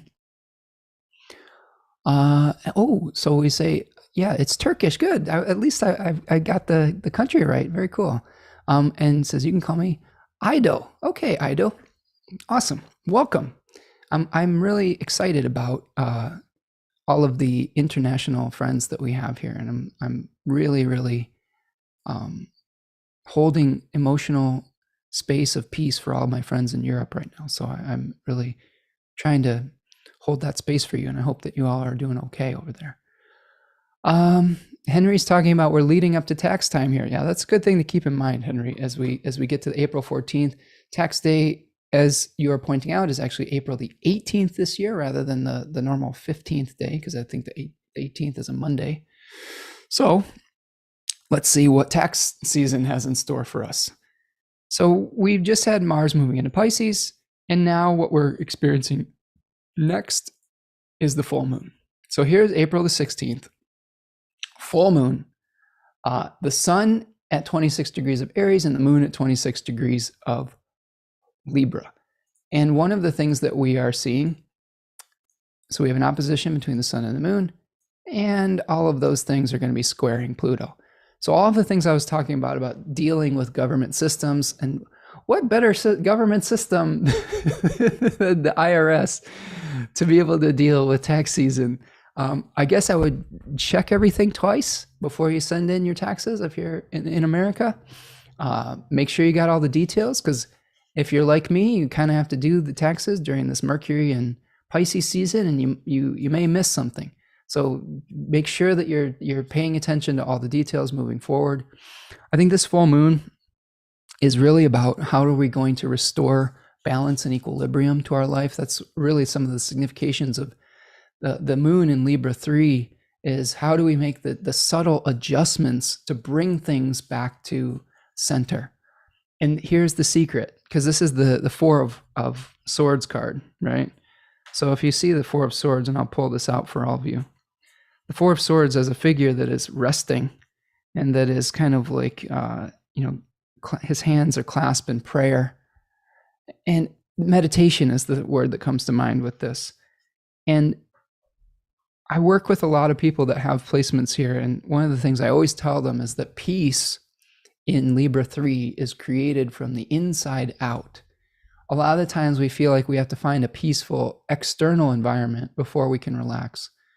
Well, the Four of Swords tells us that we are the restorers of balance by bringing our own peaceful center to chaotic situations. And that little shift of consciousness can make all the difference. So once you find your inner peace, you may be able to restore balance and equilibrium and harmony to what may be an intense emotional experience, especially with the Pluto square as well. If something comes up, is unearthed and surprising that's been repressed for a long time, maintaining your equilibrium, your sense of calmness, your sense of peace, that can get you through the biggest parts of the challenge. Now, the other thing that's going on, we see Mercury starting to apply to a conjunction with Uranus. So there may actually be some shakeups in our routines around this period of time as well. Second decan of Taurus is ruled by the Six of Pentacles, where we see a figure that's giving charity to those in need. Maybe those figures in the Five of Pentacles are receiving alms from somebody, a wealthy benefactor. So maybe we get some unexpected help around this period of time. And it's also related to consistency. That decan is all about the seasons and the being able to create prosperity by showing up. That my moon is in this decan. So I hopefully am creating success by creating a consistency. I'll show up and I keep showing up, and you all know that you can count on me to show up. And that's how we create success with a moon in Taurus 2 exactly conjoining the midheaven. This should be an interesting time frame for me with Mercury and Uranus exactly conjoining my MC and near my moon. So we'll see what happens. On the 17th, we've got Mercury's going to make a sextile to Venus. So maybe an unexpected benefit or benefactor. That's a really positive energy for receiving some kind of material support, potentially from people in your life that are wishing you well and want to see you succeed. It's a very receptive quality as well. So I think that if you do receive support, just be grateful for it and open your arms to receive, right? Instead of like questioning it and being like, oh, is this real or whatever? Like, sometimes we just have to have gratitude and then move on. So that might be part of what we're experiencing here. Now, on the 18th, as we have Mercury coming into the exact conjunction with Uranus, we also are having a condition where Mercury is making its evening rise at about 13 degrees of Pisces. So you could see here, and we've got just a little bit further away from it in this chart, but earlier in the day, Mercury will be emerging as an evening star. So that means that it's outside of the 15-degree arc of separation, okay, between the sun and Mercury. So this is an interesting aspect, I think, because Mercury is going to be emerging with a sextile to a really exalted, dignified Venus and conjoining Uranus. So this may be like some support, that you're receiving, or communication or commerce that you weren't expecting, that is really beneficial and really good. So I'm hopeful about that aspect. Now, the only caveat with this, again, is that Sun is going to be making its square to Pluto. So all of the things that we talked about for Mercury squaring Pluto from that exact same position are going to apply to the Sun, but this may be more about how we wield our authority rather than how we communicate, because the Sun is going to be like, there's power struggles when we have Sun-Pluto squares. So, the other thing to watch out for in the news is like abductions. Like Pluto, you always see Pluto aspects with some kind of like Hades erupting from the underworld and abducting someone somewhere. So that may come to the fore. But there may be challenges in establishing our following. There may be some corruption in the systems that we're working within that we have to be careful not to get too, angry about, so that we don't fall prey to using covert manipulative methods to gain a following rather than ones that are above board. So one of the things that is important is to find some kind of self-acceptance without needing external approval. So sometimes the internal approval is all that you need to move forward.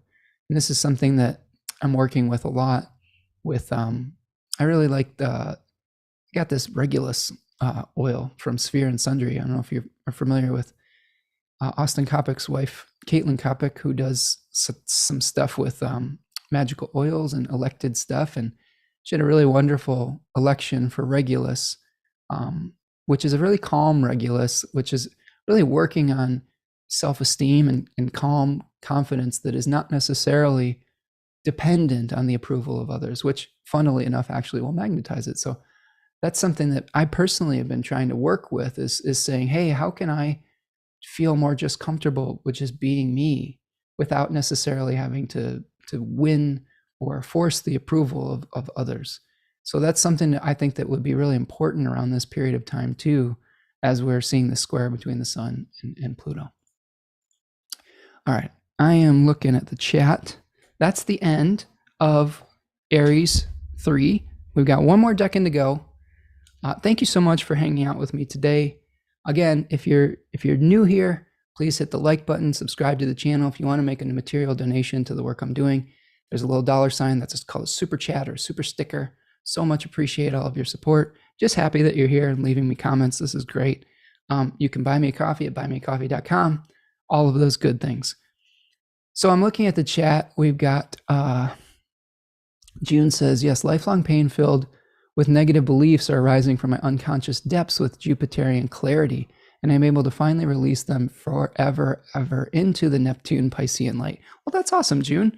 A lot of us are having these kind of moments of clarity that are helping us to move forward into a new experience that hopefully will be a gentler, braver new world. So I think that's a great thing to be happening right now for everyone.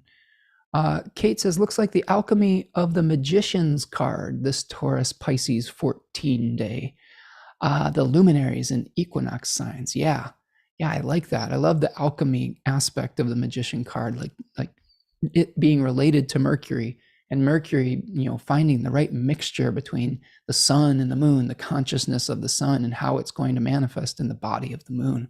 So yeah, really a good observation, Kate. Laura says the full moon is right on my north node. Well, get ready to have a emotional day.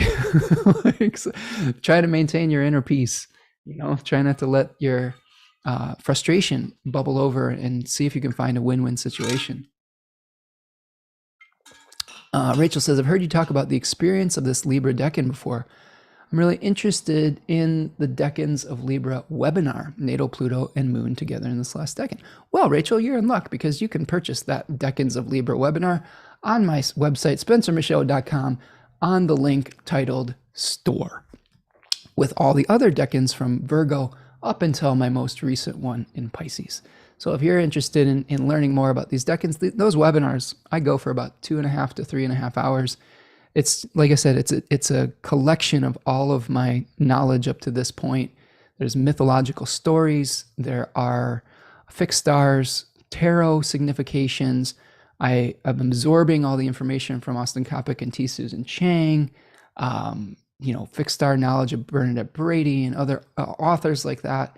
And I just try to distill it into something useful and meditative for all of you. So I've really been loving the community that we've been building there too. We have Q&As at the end, and people talk about their experience and their own charts and ask questions, and it's a really great experience. So I hope that you'll join me for the Decans of Aries on April the 9th. All right. Taria says, oh no, Mars over my sun, the opposite to my husband's sun. These Mars transits tend to be awful. Oh no, Taria, you'll be okay. It'll be all right. Communication is the key. Take a deep breath. Maybe if you're Pisces, maybe take a bath or go swimming. I don't know, maybe not in Finland in April, but maybe draw up a hot bath and just chill out and melt away on some level. Okay. Yeah. And thank you for the encouragement, everyone. And we're powering through. So let's get through this third decan. And here we're going to start the Taurus season. So I'm going to move to the sun moving into Taurus. Let's find it. Let's find Taurus. There it is. April 19th, 10:24 p.m. Eastern Daylight Time. You see the sun moving into Taurus. Excuse me. Co-present now with Uranus and Mercury and the North Node. So, hey, guess what? Normally we would experience stability and calmness during Taurus season. That might not be the case during this particular Taurus season because of Uranus and Mercury's presence there. We may get some shakeups. Now, that doesn't mean it necessarily have to be bad. Sometimes when we're shaken up out of our routines or our ruts, it leads to a better experience. So not all surprises are bad. This is something I'm having to learn as a Taurus moon, is sometimes the unexpected can bring good things and you don't have to be scared about it, right? Sometimes, welcoming the new with open arms can be a wonderful experience rather than fearing it. But recognize that your daily routines may actually get shaken up a little bit. And if you build in extra time for everything that you're doing, and you accept that you may not be able to do things the way that you've always done them during this period of time, you're going to have a much better Taurus season in 2022. So just a little bit more about that decan. We're talking about 0 to 10 degrees of Taurus. Austin Coppock calls it the plow. It's a Mercury decan. Remember we talked earlier when Mercury moved into Taurus 1 about potential worry over material resources. Wherever the sun is it shines the light of awareness on this. So we may get a wake-up call about what we really have in our possession and what we want to do with it. How are we going to create fertility moving forward? We've got all these sextiles now to all the planets in Pisces, but here's the challenge.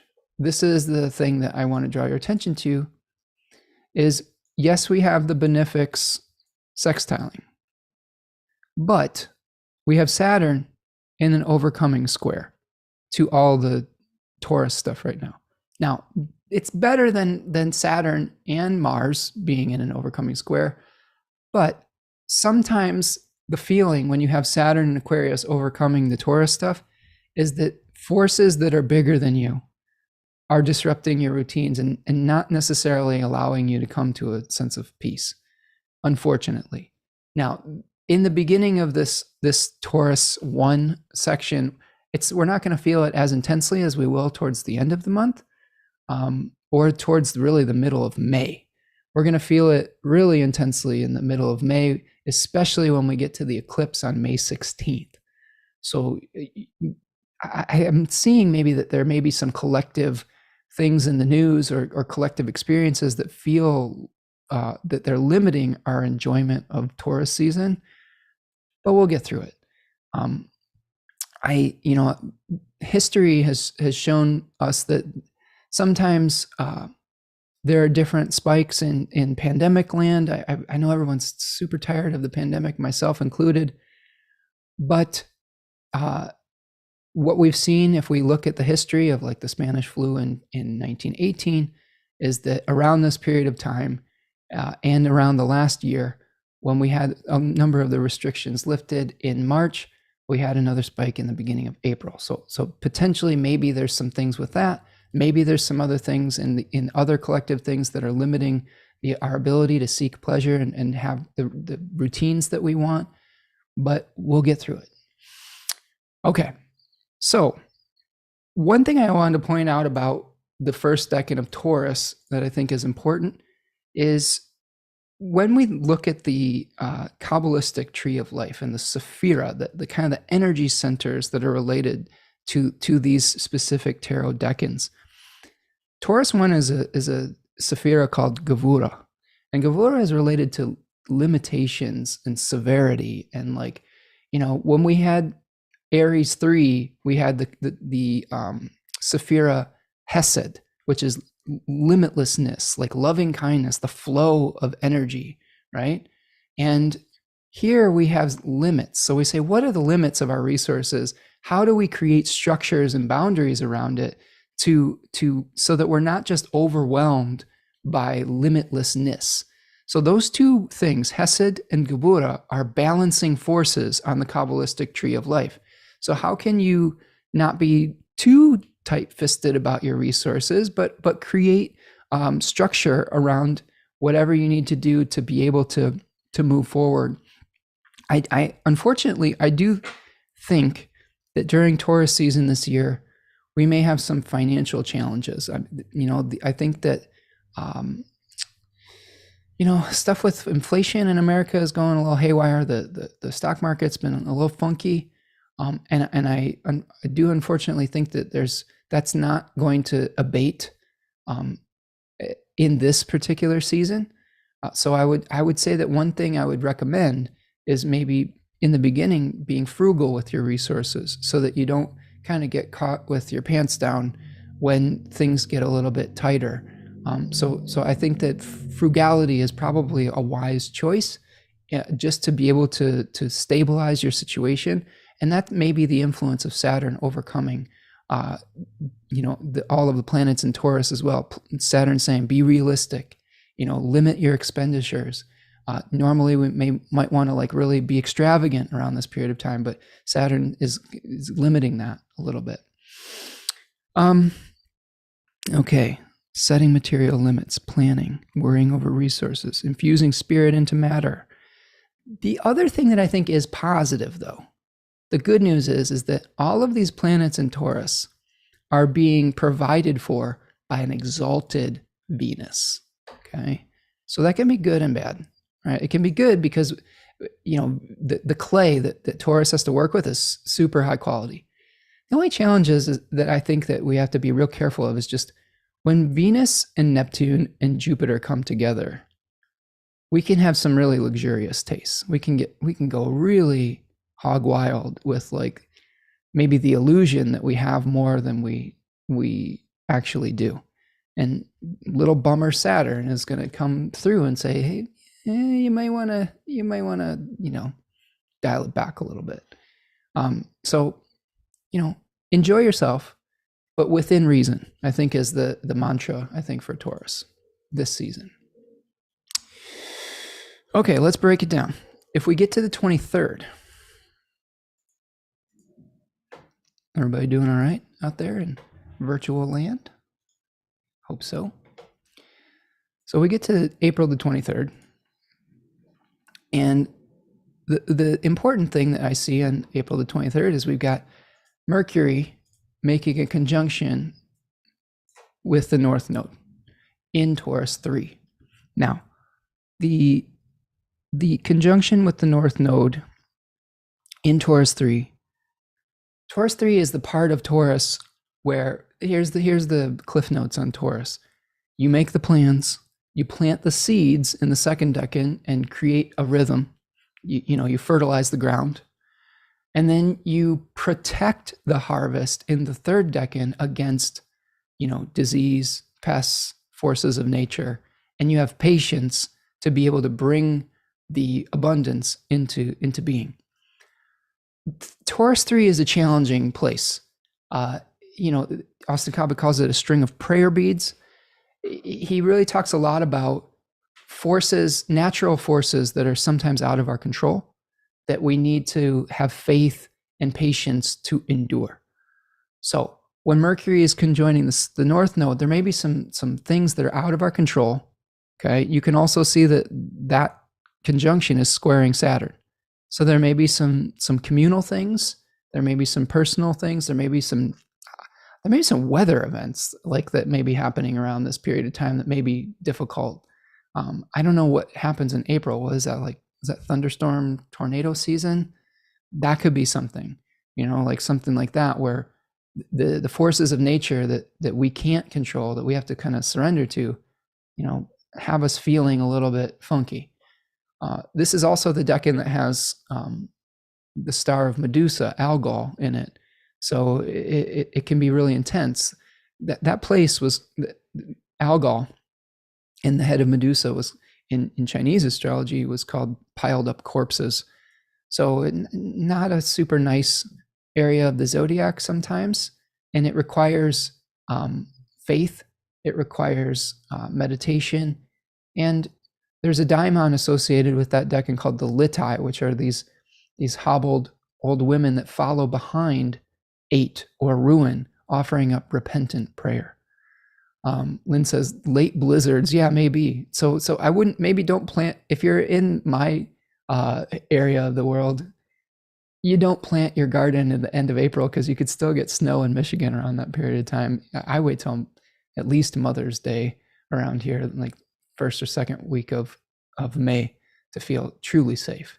So yes, maybe a late freeze or something like that. That's a good call, Lynn. All right.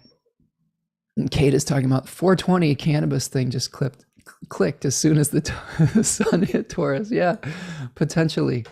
Maybe that is a signification where people are just enjoying themselves and blissing out in Taurus season. The other thing that's happening on this April 23rd day, is we are seeing a last quarter moon square. So one of the things that happens, here's our, whoops, there it is. So the moon will be at 3 degrees Aquarius and the sun will be at 3 degrees of Taurus. Now that's the degree of exaltation for the moon. So that's actually a really fertile place. But again, we're having to balance out some kind of idealistic challenge to how we're using our resources around this period of time. And it may be that we have to maybe make some sacrifices for the greater good around this period as well. Both of these decans are related to fives in the tarot, the 5 of swords for the moon and the 5 of pentacles for the sun. And they're both Gabura, limitations. So we may be experiencing a little bit of limitation at this last quarter moon, an existential crisis, if you will. Feeling exiled where we're at. That's what this moon represents, is kind of like, you're going off into the frontier willingly or not. You may not feel at home with the moon in this place, where you feel like a little bit uncomfortable just in your own skin or in your own home or in your own city. So there may be some feelings like that, some alienation because of your idealism versus your physical space as well. Okay. And again, on the 24th, that's when we see the perfection of the Mercury-Saturn square. That's going to happen at 23 degrees of Aquarius and Taurus there. So that'll necessitate some sober conversations, particularly probably regarding money and finances. Saturn is asking us to untie old karmic knots in Aquarius. So, maybe again, dealing with forces bigger than ourselves. Saturn is overcoming Mercury. Mercury represents commerce. If I'm going to think about a point in this month where we may be experiencing collective financial difficulty, this would be one point where Saturn is saying, oh man, we're limiting commerce, because of Saturn's placement and its overcoming square to Mercury. So having some tough conversations around finances around this period of time, potentially. One of the benefits that Mercury is receiving, though, is a little bit of a sextile to Neptune. So we have to, I guess I would say, be careful if you're pursuing some kind of idealistic quest, and that you aren't overspending, and that you're respecting the limitations that Saturn is asking for around this period of time. Okay, we move to the 27th.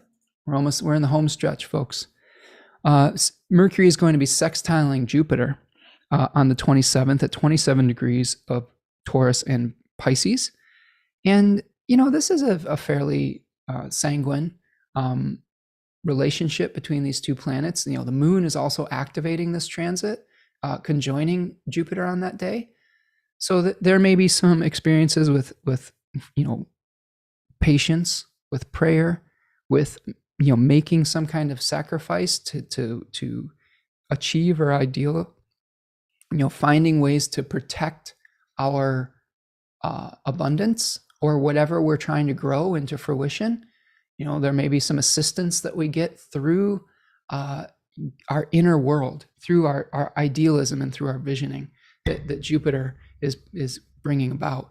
So Jupiter and the overcoming sextile to Mercury is positive. So after the reality check that we got with Mercury going to Saturn, then maybe we have a little bit of assistance, right? That's something to consider, a little bit of a bonus afterwards. The other thing that's happening on the 27th is Venus will be making a conjunction to Neptune. So again, another positive conjunction, although we have to be careful. Yeah, that Kate is saying maybe releasing expectations sort of out of your hands, right? And with Venus here, nearing her degree of exaltation, not quite there yet, but getting close. We have to be realistic about our desires, about what is possible. Again, the third decan of Pisces is related to like idealistic crusades, like where we're trying to do whatever it takes to get the happy ending, to get that rainbow vision consciousness of like the happy little family dancing underneath the rainbow. It's a Mars ruled decan, so we have to be careful that we're not martyring ourselves for a dream that may or may not be able to come into reality. Now, the flip side of that is maybe it is able to be manifested. This could be the dream come true aspect.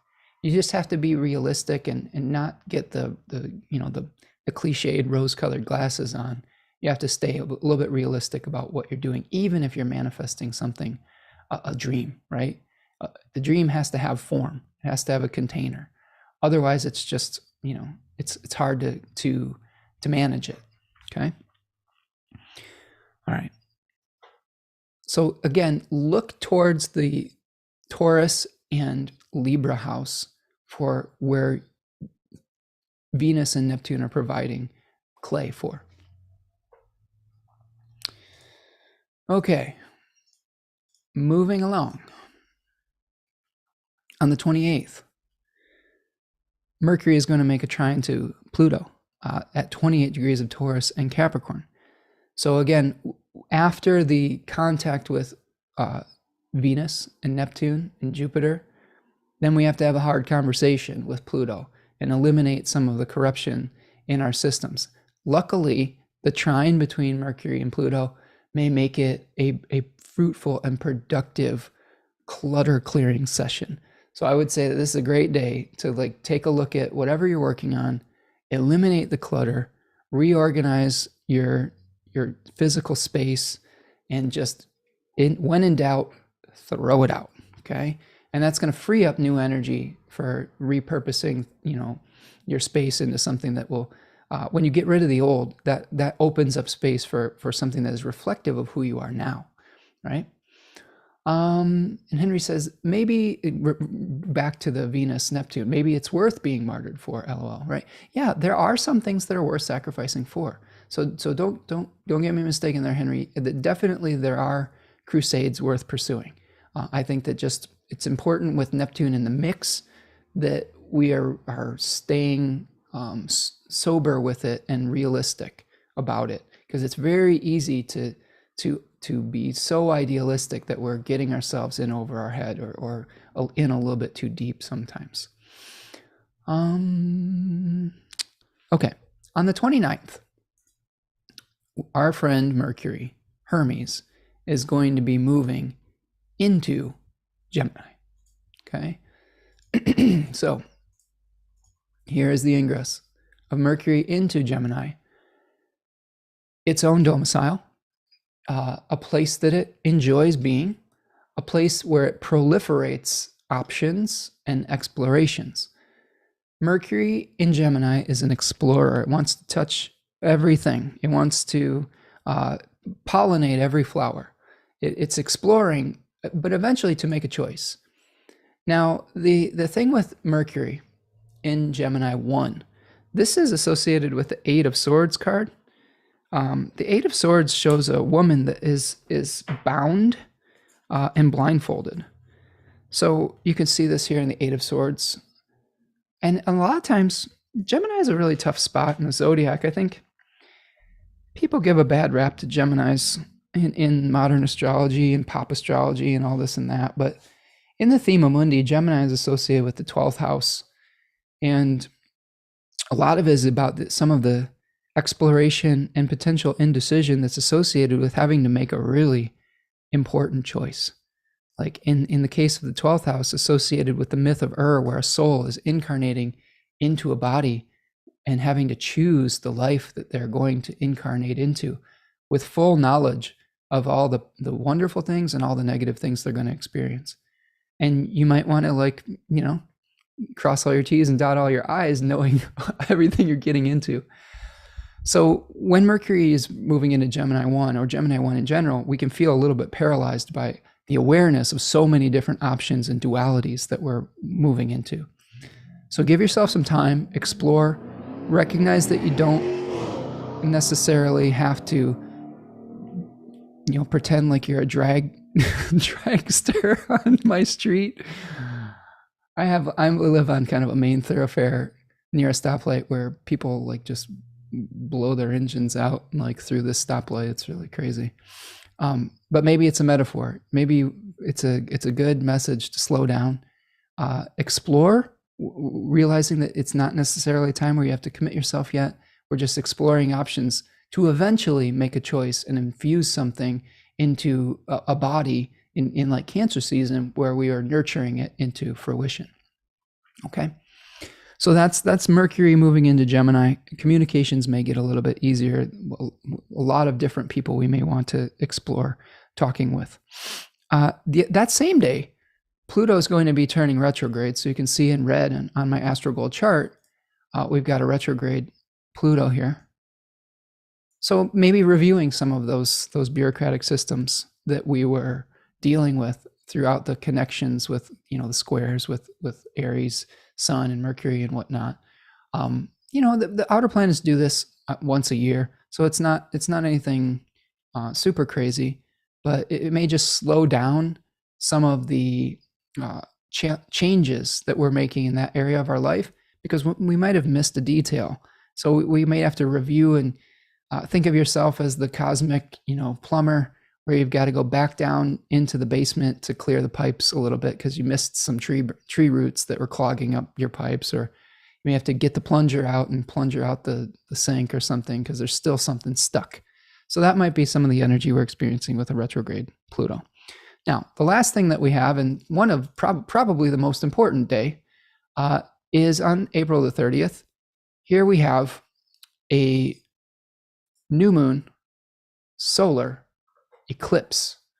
Not only do we have a new moon solar eclipse, but we have a Jupiter-Venus conjunction at Venus's degree of exaltation at 27 degrees of Pisces. Oh my goodness. That is some really well-dignified benefic planets in a decan that is ruled by the Mars, whereas the moon is and the sun here are going to be in a decan ruled by the exaltation of the moon here. It's a very, very powerful eclipse. One that I think is positive.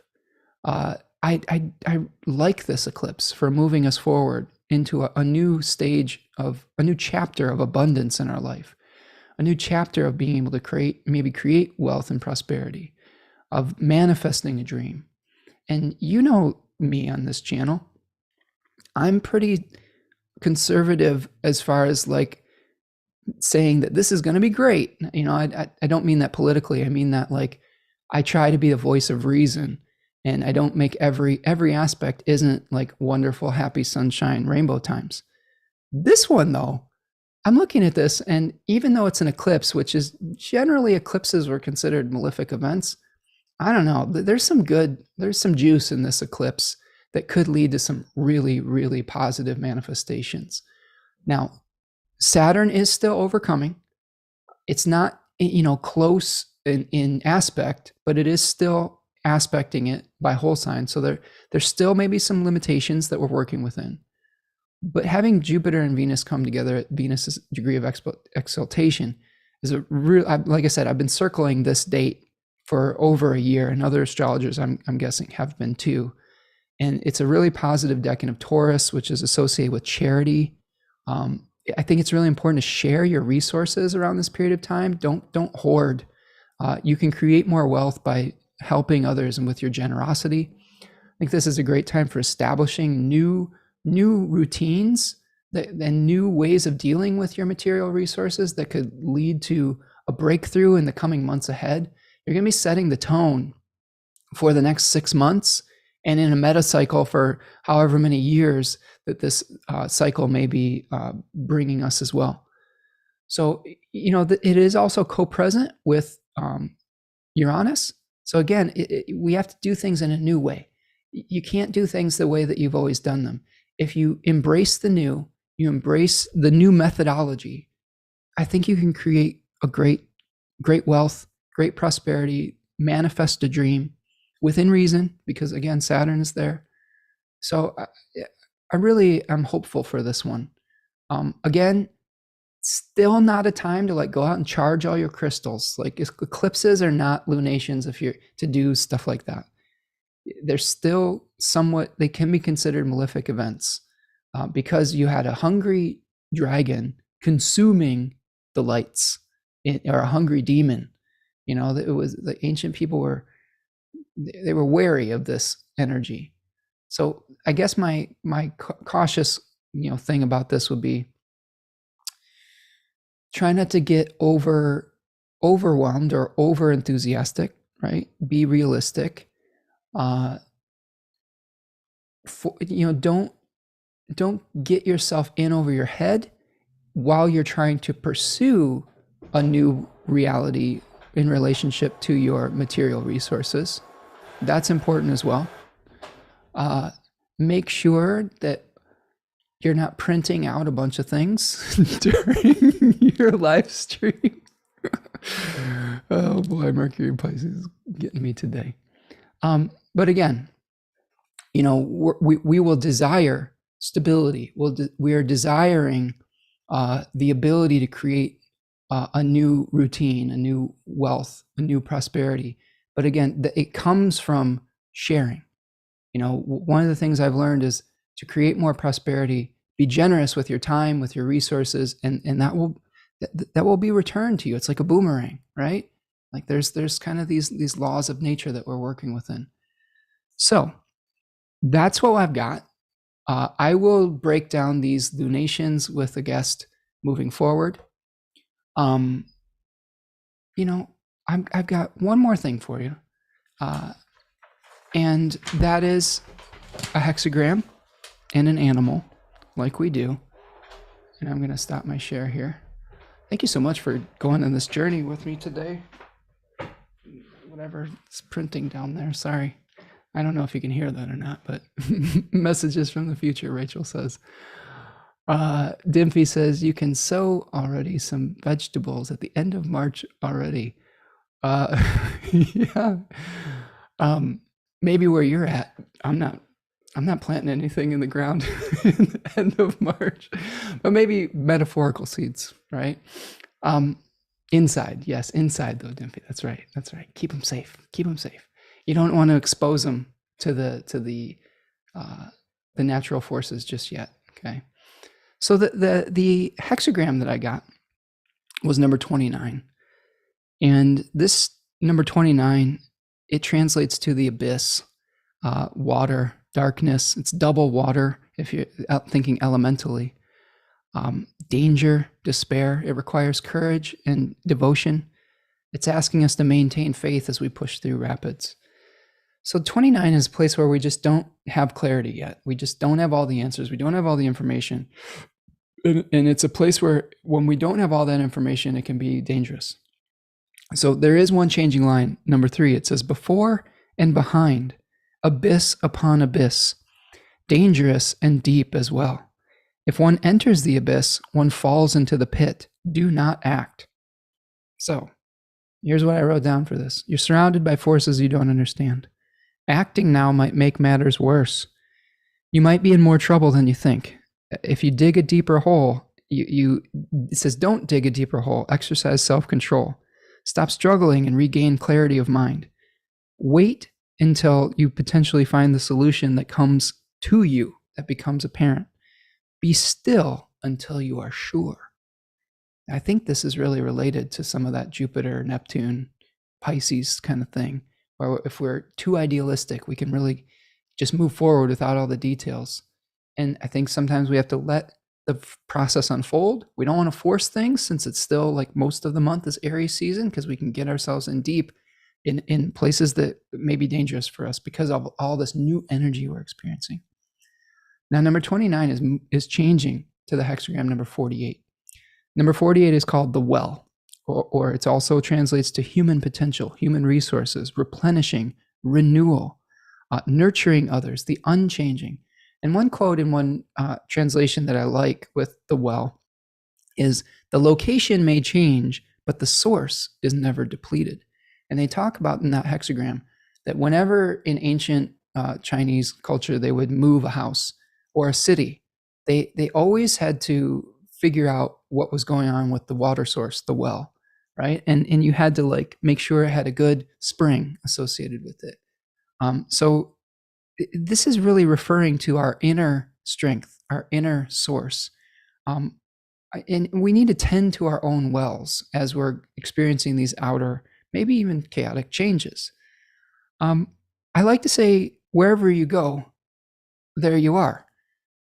A lot of times we try to change external things, that we're trying to do things from the outside in. And yes, that can be helpful, but a lot of times working through things from the inside out can be very powerful. And with the benefics in Pisces, that's really the way to create prosperity and good fortune, is getting into total alignment with your why and with what is inspiring you internally. And you create peace and prosperity internally first. You'll be amazed at how many doors and windows and situations can open to you. A lot of the times, because we have internal resistances, we're creating external obstacles for ourselves just from our behavior. Okay. So I think that this is something that is very important to internalize, is that, even if there's changes going on around us, we still can tap into that inner wellspring, and that when the form changes, we still have access to the essence. I love the talking about essence versus form. This is something that I've had to learn really hard lessons with in my life, is that even though form is impermanent and decays, and sometimes the powers of entropy take over, that energy, it lives on in some other form, and not getting it so attached to the form. Okay. Rachel's saying the way out is in. With some really nice comments here. Let's see. There's a sobering essence to this Venus raised up, like surviving, sharing what you have, getting on the other side of difficulty. That's what that's the love that's still there. Yeah, that's really about danger in the abyss, is getting to the other side, right? Getting to the other side of the rapids to a more peaceful place. Rachel says, sounds like the hexagram is saying not to start those seeds too early. I agree. Prepare the soil and plan the plot as well. Yes, that's what we do in Taurus 1, right? Plan. You just put them in the ground. You're exposing them to all sorts of ills, right? But if you have a good plan, if you space them properly and you tend to them daily, right, you'll be able to create the abundance that you're looking for. Usually issues, Kim's astro healing says, usually issues work themselves out if we observe and out of curiosity and love. Yeah, love is going to be important. Venus in its exaltation, unconditional love. Now, this is important for all the Virgo people in the audience, myself included. I know I attract a lot of mercurial people. We have to love without condition. We have to love without feeling we have to fix everything. Sometimes we just accept people and situations for what and who they are, and that's enough. We don't always have to refine things, right? And the energy now with all this Pisces stuff is saying, just come to a place of peace and acceptance. You don't have to always make every little change. You don't have to micromanage everything, okay? Rachel says, we often learn as we get older The way out is in. Henry says, tending to inner stillness, center heart and mind to create good outcomes. Yes. All right. Let's see. Kim says, form is emptiness and emptiness is form. Yes, 100%. There's one more thing that I have for you today, and this is the animal that I pull. I like pulling an animal symbolism to figure out that will teach us some of the types of behaviors that might work in this circumstance, because we can learn a lot from nature. I really love incorporating some kind of natural force into what we're doing today. And I pulled the eel, which is, it's interesting to see that we've got the abyss, a dark, watery place. We've got all these water benefics. And then we have an animal that is all about mystery, disguise, hiding, camouflage. It is associated with transformation in various schools of thought. It can shock us with its electricity, certain species, right? Regrouping. It talks about regrouping in the shadows, being patient for our opportunity. Resting rather than burning the candle at both ends. And also eels are great observers of situations. So observing a situation without necessarily having to be a part of it and getting involved can be important too. I think that's a great, they have really flexible spines. So be like that Mars in Pisces with the eel. Weave your way through a situation like water, like a flexible, I don't know, I'm thinking of like a rhythmic gymnastic ribbon with the eel, right? And move around obstacles rather than having to necessarily power through them sometimes. All right. That's what I've got for you, my friends. We did it. We got through the Astrology of April. You have been giving me so much strength and energy today. Thank you for sticking out my sleep-deprived ramblings today. Hopefully, I've been able to tap into some source and bring you to a place of peace of mind and prepare you for the month ahead. Thank you so much for all your comments in the comment section. Enjoy all of you being here with me today. Please, please, please do me a favor. Like that, hit the like button. I know it's cliched, but it really does help content creators such as myself get the word out to more people. Subscribe to the channel if you're new. If you want to do a material donation, buymeacoffee.com is a great way to do that. Reach out for a reading if you need help through these challenging transitions. I love, love, love working with all of you. I've been working with more of you that have been coming to the chats, and it's so nice to get to know you and to spend time and hold space for you in those readings. I do natal readings, transit readings, fixed star readings. I incorporate the tarot and all of these things, and you can get some of these things specific to your chart. And then last but not least, please join me for the decans of Aries and the spring series with Aries, Taurus, and Gemini. It's a lot of fun. I put a lot of energy and effort into those, and I'm really looking forward to speaking with all of you. All right, my friends, that's what I've got for you today. Thank you so much for being here today. You all are an amazing community. You all have great strength and wisdom, and I am so humbled to be, a guide, but also a participant with you as well. So thank you so much for being here today. I will see you the next time, and we'll talk soon. Peace, everyone.